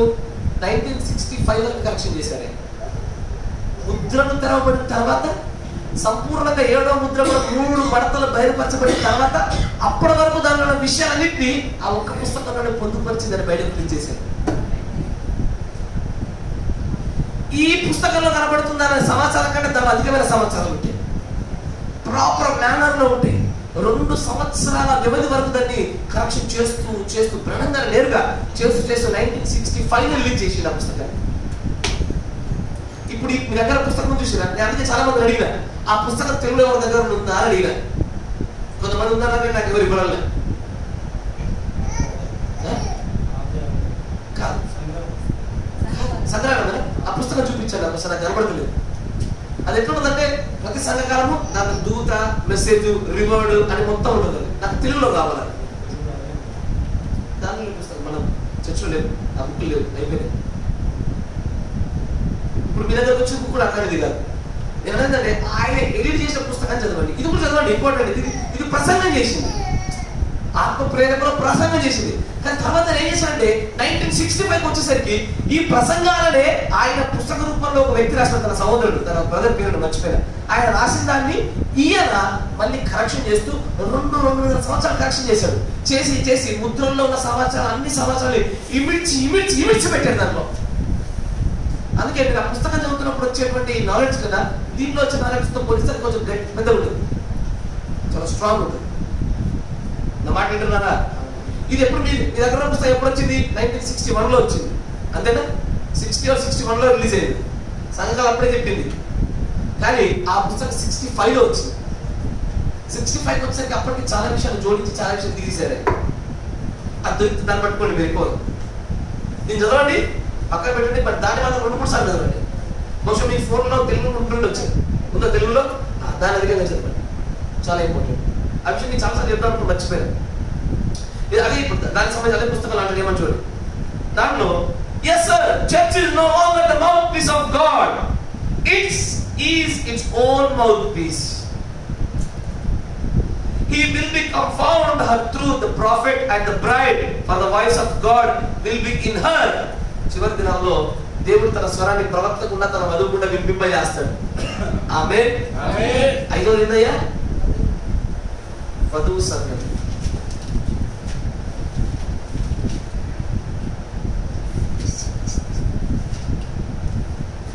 ఇవన్నీ కొత్త పుట్టిన లేకపోతే బిడ్డ పుట్టిన అర్థంగా అడగాలి. మంచిగా రాసుకొని జాగ్రత్తగా పెట్టి ఇంటికి వెళ్ళాక మీరు ధ్యానం చేస్తూ పరిశీలన చేయాలి. ప్రభా, ఇంతవరకు ఏదైతే బయటపరిచే దీనిలో ఇంకేదో లోతున్నతో మాట్లాడాలి, మీ వ్యక్తిగతంగా అడగండి. దేవుడు ఇంకా మాట్లాడుతుంది మీతో. చివరి దినాల్లో దేవుడు సరము తన ప్రవక్తకుండా తన వధువుకుండా రావాలి. కానీ ఇది ఏమంటే సంఘం లేడు, ఆయన మౌత్ పీస్ గా లేదంట. ఇప్పుడు చదవమ్మా ఆ వర్తమానం చదువు. జనులు సంఘం యొక్క స్వరాన్ని వినడానికి వచ్చారు. ఏది? సంఘ శాఖ యొక్క స్వరాన్ని వినడానికి మొదలు బాగా తర్ఫీదు ట్రైనింగ్ అయ్యారు. మా సంఘం ఇది, మా సంఘం అది, మా సంఘంలో క్రమం ఎట్లుంటది, మా సంఘం అది గొప్ప, మా సంఘంలో క్రిస్మస్ జరుగుతుంది, మా సంఘం అది జరుగుతుంది, ఇది జరుగుతుంది. సంఘాల గురించి చెప్పుకోవడమే. తర్వాత మిగతా వారందరూ పొందుకున్న దానికన్నా మా సండే స్కూల్లోనే మేము ఎక్కువ పొందుకున్నాము, అది అసలు పనికిరాదు. మిగతా వారందరూ పొందుకున్న దానికన్నా మా యొక్క శాఖలోనే మేము ఎక్కువ పొందుకున్నాము. అందరూ ఏమంటారంటే మిగిలిన సంఘ శాఖలతో పోలిస్తే మా దగ్గర సండే స్కూల్ చాలా మంచిగా ఉంటుంది, పెద్ద ఉంటుంది, 3 భాగాలు ఉంటుంది, ఇటే చెప్పగలుగుతారు. కానీ అది పనికిరాదు. సంఘ శాఖలన్నిటిలోనూ మేమే పెద్దవారమై ఉన్నాము, చూసారా? ఇది ఆ స్వరము. దేవుడు తన స్వరానికి రావడం కోసం సంఘాన్ని ఎట్లా వాడాలనుకుంటున్నాడో వారు ఏమైపోతున్నారంటే దేవుని స్వరాన్ని వినిపింపజేయడానికి బదులుగా సంఘ స్వరాన్ని వినిపింపజేస్తా ఉన్నారు. దేవుడు సంఘాన్ని, వధువు సంఘాన్ని ఎందుకు పెట్టుకున్నాడే? తన స్వరాన్ని గుండా దేవుడి యొక్క స్వరాన్ని ప్రపంచం అంతా వినిపింపజేయడానికి పెట్టుకుంటే నేను యూట్యూబ్ లవ్వే. ఈ యూట్యూబ్ లేదనుకుంటున్నారు మీరు?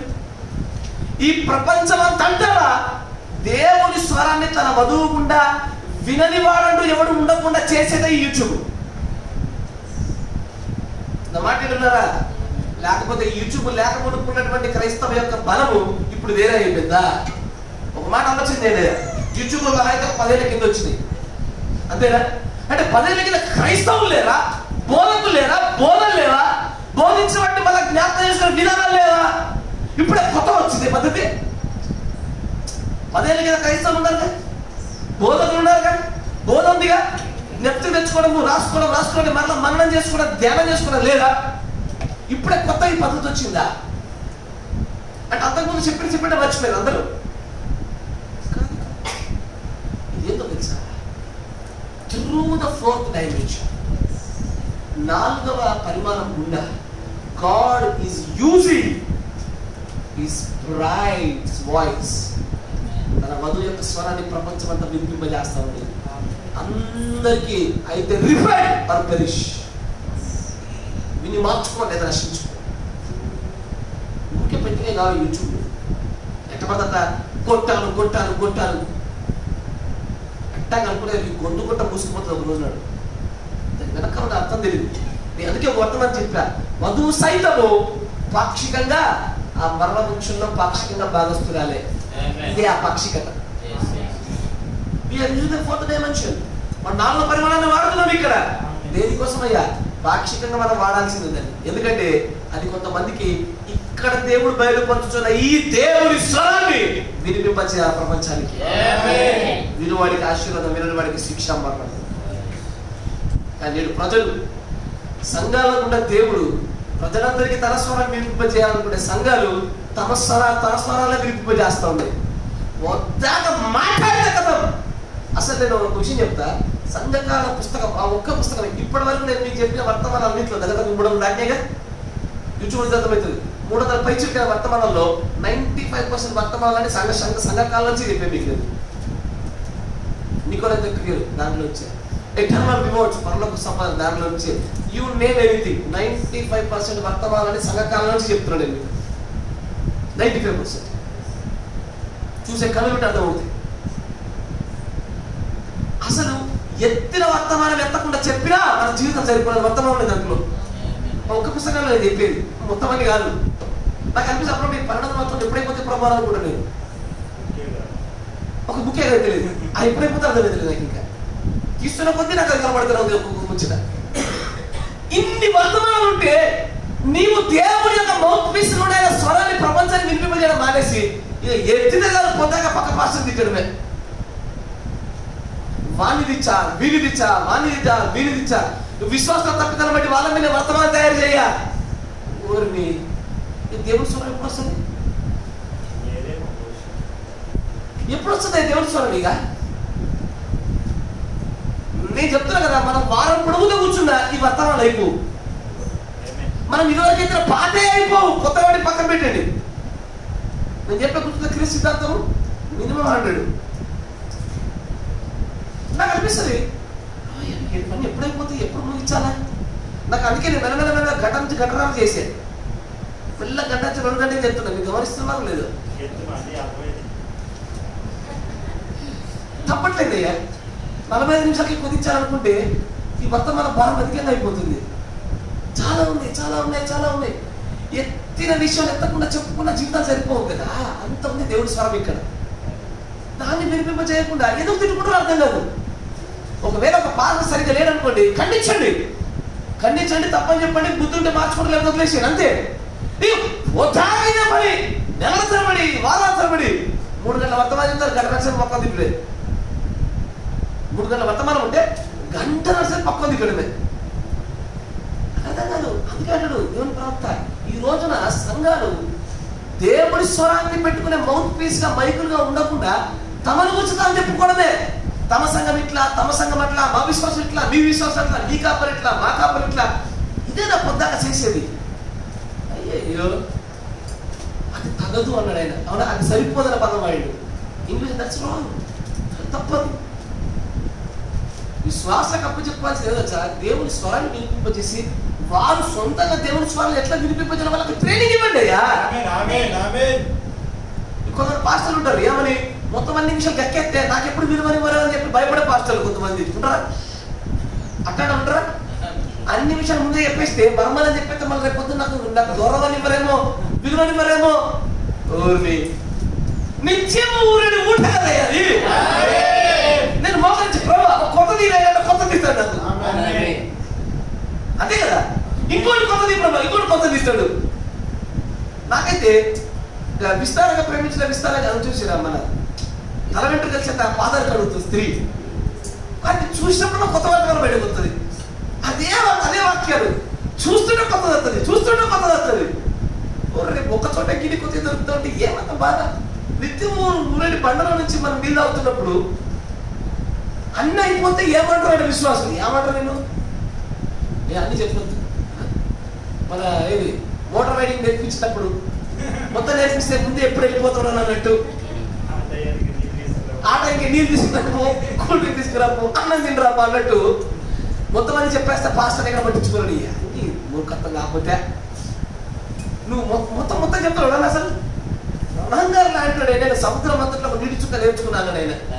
ఐఎమ్ స్టిల్ ఎ స్టూడెంట్ అన్న. అట్లాంటిది ఒకసారి మొదలు చెప్పు, నీ సంఘానికి ఒకసారి కొత్తదేమని ఇవ్వడానికి నేను అనుకుంటున్నాను, నీకు ఇష్టమైతే ఈ ప్రభావం అంటే అవుతాడుగా, కొత్తది దొరుకుతుంది. అసలు దానికి ఎండింగ్ లేదు, నెవర్ ఎండింగ్ ఫౌంటైన్, ఎన్నటికీ అంతం కానటువంటి ఊట. అంత ఊట పెట్టుకుని పాస్టర్లు భయపడే పాస్టర్లు కొంతమంది ఎప్పుడు కూడా దేవుని యొక్క స్వరాన్ని మాత్రం వినిపింపజేసేటువంటి సంఘంగా మన సంఘం ఉండాలయ్యా. కాపలు మాత్రమే దేవుని వినడం కాదు, మోసే పలికిన మాట నేనే పలుకుతున్నాను. దేవుడే మిమ్మల్ని పాస్టర్లు చేయాలి కూడా నేనేందో అడ్డొచ్చేది అంతేనే కదా. దేవుడే మీతో మాట్లాడే ప్రత్యక్ష దయచేయాలనుకుంటే నేనేమని అడ్డు రావడానికి, ఆయన తన ప్రజలకు ఆయన ఇవ్వాలనుకుంటున్నాను. ఆమేన్. ముందు చెప్పు. అటువంటి స్వరం కొరకే ఆ. జనులందరూ తర్ఫీదు చేయబడి ఉన్నారు. అందరూ కూడా అంతే, ప్రతి ఒక్కరు తమ సంఘాలు చెప్పుకోవాలి, తమ పాస్టర్ గురించి చెప్పుకోవాలి తప్ప క్రీస్తు స్వరాన్ని చెప్పేటోళ్ళు లేడు. వారు బయటకు మా పాస్టర్ ఇట్లా, మా పాస్టర్ అట్లా, మా పాస్టర్ ఇంత, మా పాస్టర్ ఇన్ని తెలియదు కదా మీకు లేవు అంటే తర్ఫీదంట, ట్రైనింగ్. అది ఇట్లా అరే బయట వాళ్ళని అడిగి చెప్పండి రా అని ట్రైనింగ్ ఇస్తారు. లేదు బయట వాళ్ళ సంఘం గురించి చెప్పండి రా. నేనంటా మిమ్మల్ని బయట ఎవడన్నా అడిగితే క్రీస్తు గురించి చెప్పండి, దేవుడి గురించి చెప్పండి, రక్షణ గురించి చెప్పండి, వర్తమానం గురించి చెప్పండి. రాష్ట్రం గురించి చెప్పిన మాత్రం ఏం రాదు, పప్పులు ఉంటాయి అంతే. రాష్ట్రం గురించి చెప్తే ఏమొస్తుంది, సంఘం గురించి చెప్తే ఏమొస్తుంది, చెప్పాల్సింది క్రీస్తు గురించి, వర్తమానాల గురించి అంటాడు. అంటారంట సంఘాల గురించి, వారి గురించి, వారి గొప్పతనం గురించి చెప్పుకోవడానికి తర్ఫీదు ట్రైనింగ్ ఇవ్వబడ్డారు. తర్వాత వారు బయటకు వెళ్ళి వీధులలోకి వెళ్ళి జనులను లోనికి తీసుకొని వచ్చేదరు. గొప్ప కూడికలను ఏర్పాటు చేసి వేవేల మందిని లోనికి తీసుకొని వచ్చేదరు. వారు దేని మీద ఆసక్తి కలిగి ఉన్నారు? మేము పెద్ద సంఘంలో కలిగి ఉన్నాము, మేము పెద్ద సమాజంలో కలిగి ఉన్నాము, మేము ఎక్కువ మంది సండే స్కూల్ కలిగి ఉన్నాము, నగరమేను మా సంఘంలోకి వచ్చివాడే. అదంతా నీకు మంచిదే ఉండవచ్చును. మంచిదే, మంచి వాళ్ళకి మంచిది. మీకు ఎక్కడ పుస్తకాలు వస్తున్నాయి? మీకు వస్తున్నాయా పుస్తకాలు? వస్తున్నాయా? మీ దగ్గరికి పాస్టర్లు వస్తారా? మాకు అన్ని పెద్ద పెద్ద రాజధాని నుంచి వస్తాయి. మాకు దేన్ని నువ్వు చూపిస్తుంది నాకు క్షమించాలి బ్రదరా, దేన్ని బ్రదర్ మీరు చూపిస్తుంది? క్రీస్తుని చూపించవలసినటువంటి వారు ఉండవలసిన నోరు క్రీస్తుని చూపించడం సంఘాలను చూపిస్తున్నావా? నీకు ఎవరి దగ్గర చూపించవలసిన నాకేంది, నీకు ఎవరి దగ్గరికి వర్తమానసి నాకేంది? నేను అడిగేది ఏంటంటే నీ దగ్గర దేవుడి స్వరం ఉందా? Voice of God. నువ్వు ఈ లోకానికి, ప్రపంచానికి దేవుడి స్వరంగా వినిపింపజేయబడుతున్నావా? లే. ఈ వర్తమానం కూడా పాస్టర్ తెలిస్తే సంఘంలో చూపించుకున్న ప్రయత్నాలే, వాళ్ళ సంఖ్యను చూపించుకున్న ప్రయత్నం. ఫస్ట్ ప్రశ్న, మీ దగ్గర ఎంతమంది ఉంటారు? ఎంతమంది ఉంటారు? నాకేంది? ఎంతమంది నాకేంది? ఒక్కడున్నా సరే అక్కడ దేవుడు స్వరం ఉందా లేదా, అది ఇంపార్టెంట్. నీకు దేవుడు కొత్త వినూతనమైన ప్రత్యక్షలు ఇస్తున్నాడా? ఆమేన్. దానికి నన్ను అడుగుతే చెప్తా ఆమెనని. ఇదొక 100 మంది ఉంటారా, 50 మంది ఉంటారా, 30 మంది ఉంటారా? ఏం చేసుకుంటావు? జనసంఖ్య రాస్తున్నావు, ఏమన్నా వర్తమాన జనసంఖ్య రాసిన వర్తమాన సంఖ్య రాస్తున్నావా? నీ మూఢభక్తి అర్థం కావట్లేదు. సంఘాల నేడు అంటే ట్రైనింగ్ అయినది. ఎక్కడికైనా వెళ్తే క్రీస్తుని గురించి మాట్లాడి, వర్తమానం గురించి మాట్లాడి, ప్రత్యక్షత గురించి మాట్లాడి, సంఘాల గురించి, కాపాల గురించి బంద్ చేసేయండి. దేనికి అంతే. మాకు అక్కడి నుంచి క్యాలెండర్ వస్తాయి, ఇక్కడ నుంచి పుస్తకాలు వస్తాయి, ఎవరు తెచ్చుకోవాలి అక్కడ అవసరం. పొద్దున నిశ్చయంగా అని దేవుడు ఎవరన్నాడు చూద్దాం ఒకసారి. నిశ్చయంగా నా కుమారుడు ఎవరన్నాడు, నిశ్చయంగా ఎవరు నాకు తెలియన్నాడు, ఎవరికి ఏ మాట వస్తుందో చూద్దాం ఒకసారి. ఇవ్వబడిన బాధ్యత సరిగ్గా ప్రోత్సహించుకొని పో. నీకు అప్పచెప్పబడి మంద పైన లెక్క అప్పచెప్పు. నీ మంద పైన లెక్క ఉంటుంది. ఈ విశ్వాసి బలహీన పడ్డాడు ఆ రోజున, ఏం చేసావు నువ్వు అంటాడు ఆయన కాపర్ని. ఏం చేసావు నువ్వు? బలపరిచావా? ప్రార్థన చేశావా? ఏం విషయం ఏ జాగ్రత్తలు తీసుకున్నావు? హద్దులు దాటిపోతే విశ్వాస దగ్గర ఏం తీసుకున్నావు?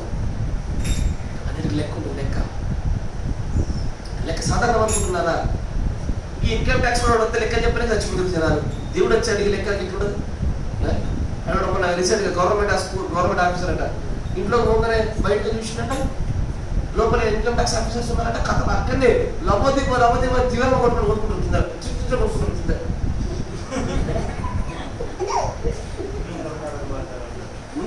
ముందు పొరుదలాలు పెట్టుకుని కొట్టుకుంటున్నాడు.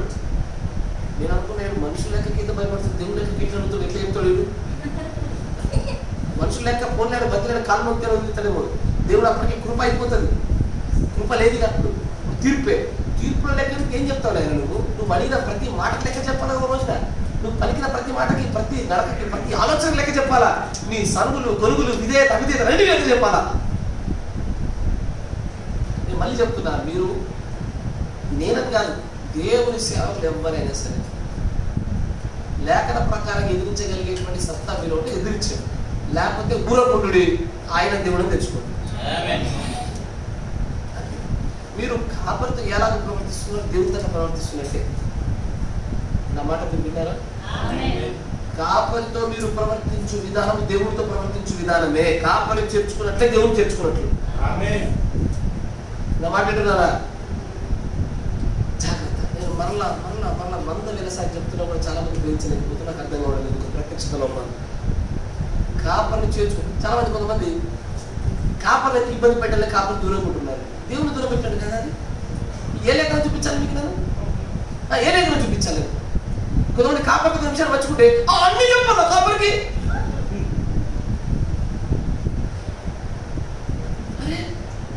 అరే మీకు ఇంకేం ప్రత్యక్షత చెప్పాలి చెప్పండి? నేను ఒకసారి నేనేదో చెప్పాలి మీకు. దేవుడి యొక్క శాఖను చేర్చుకోవడం, దేవుని చేర్చుకోవడం అనే విషయాన్ని మీకు ఇంకేం తలపులో చూపించాలని మీకు. ఒకటి దేవుని మోకాడి పోచాడి ఏం చేసి ప్రార్థన నేర్చున్నాడు, కాకపోతే కాపాలని పక్క పడేసాడు. దేవుడు ఏమంటాడు? నేను వాటి విషయం బ్రదర్ అంటాడా? ఈ మాత్రం కలడం లేదా? ఈ వర్తమానం వాళ్ళకి కాపని చేర్చుకుంటే దేవుడు చేర్చుకుంటే ఈ మాత్రం తెలియదా? అయ్యో జాగ్రత్త. చదవండి, నువ్వు చేద్దాం. అంత మంచిదే ఉండండి కానీ అదే సంఘము దేవుని స్వరమును స్వార్థ బూరను వినకపోతే ఆ సంఘం వినిపింపజేయాలి. స్వరం ఏంటి తెలుసా? దేవుని స్వరం వినిపింపజేయాలా, దేవుని స్వార్థం వినిపింపజేయాలా. సంఘవార్తని కాదు, సంఘ స్వరాన్ని కాదు, మన నిర్మాణ స్వరాలు కాదు, మన కాపరి స్వరాలు కాదు. దేవుడి కాలంలో పెట్టుకున్న అతిపెద్ద స్వరం సంఘమే. దానికి బదులుగా కూడా ఒక పక్కగా విర్రవీగుతున్నాడు. ఒక ఆయన అంటాడు, మా పాస్టర్ గారికి సీనియర్ మోస్ట్ పాస్టర్ కాబట్టి అది పెద్ద వెహికల్ ఉండాలా? మా పాస్టర్ పెద్ద కాబట్టి పెద్ద వెహికల్ ఉండాలా? పెద్ద వెహికల్ ఎప్పుడు తీసుకోవాలా? సంఖ్య ఎక్కువ ఉంటే పెద్ద పాస్టర్ పెద్ద కూడా తీసుకోవాలి. పట్టకపోతే ఇప్పుడు పిడి కాదు కదా, అలా పెద్ద పెద్దలు వాడరు. అట్ట కాదు, ఏదండి అనుభవంలో పాస్టర్ అనుభవమైన పెద్ద పెద్ద కార్లు కావాలి. నాకు మాట నాకు అనిపించింది, మీరు క్రీస్తు స్వరాన్ని వినిపించడం లేదు ఆయన. మీరు మీ కాపులను చూపించుకోవడానికి మీ కాపుల యొక్క స్వరాన్ని వినిపించేస్తారు. మీ సంఘ స్వరాలు, మీ కాళ్ళు వింటున్నాయని మీ సంపద స్వరాలు వినబడుతున్నాయి, కానీ క్రీస్తు స్వరం కలవలేదు. దానికోసం ట్రైన్ చేయబడ్డాను. కానీ దేవుడు అంటాడు తన ప్రవర్తకుండా క్రీస్తు స్వార్థ స్వరాన్ని, క్రీస్తు స్వరాన్ని వినిపించేయాలి. స్వంగం కూడా సంఘం అనేది మీకు అదే చెప్తున్నా. మీరు ఎవరికైనా ఏదైనా చెప్పాలనుకుంటే కాపుల గురించి, మందిరాల గురించి చెప్పమాకండి. ఒకవేళ అలాంటి చెప్పవలసిన సందర్భంలో ఆ ప్రశ్నార్థాన్ని చూస్తే చెప్పండి, కానీ మీరు ఎల్లప్పుడూ దేవుని స్వరాన్ని వినిపించేయండి, స్వార్థ స్వరాన్ని వినిపించేయండి. నన్ను గురించి చెప్పడం వల్ల ఒక్కరు రక్షించకూడదు, వ్యర్థం. ఈ సంఘ చరిత్ర అంతకుముందు ఆ పాస్టర్ ఇప్పుడు ఈ పాస్టర్ ఏ చరిత్రలో ఎవరు రక్షించకూడదు. సింహం గురించి చెప్పు, కడిగే రక్తం గురించి చెప్పు, ఇప్పుడు వచ్చిన మేఘాల గురించి చెప్పు, వర్తమానం గురించి చెప్పు, వర్తమానం చెప్పు, రక్షించబడతారు. కానీ పాస్టర్ల గురించి చెప్తే ఎవడే రక్షించబడింది? నీవు ఇప్పుడు దేవుడి స్వరాన్ని వినిపించడం కోసం వాడబడు, దేవుడి యొక్క నోరులు అట్లా వాడబడు. Praise lord. సరే, చాలా విషయాలు ఉన్నాయి. దేవుడు అనుకరించుకుని ముందుకు సాగిపోదాం. దేవుడు దీవించుగా ప్రార్థన చేస్తాం.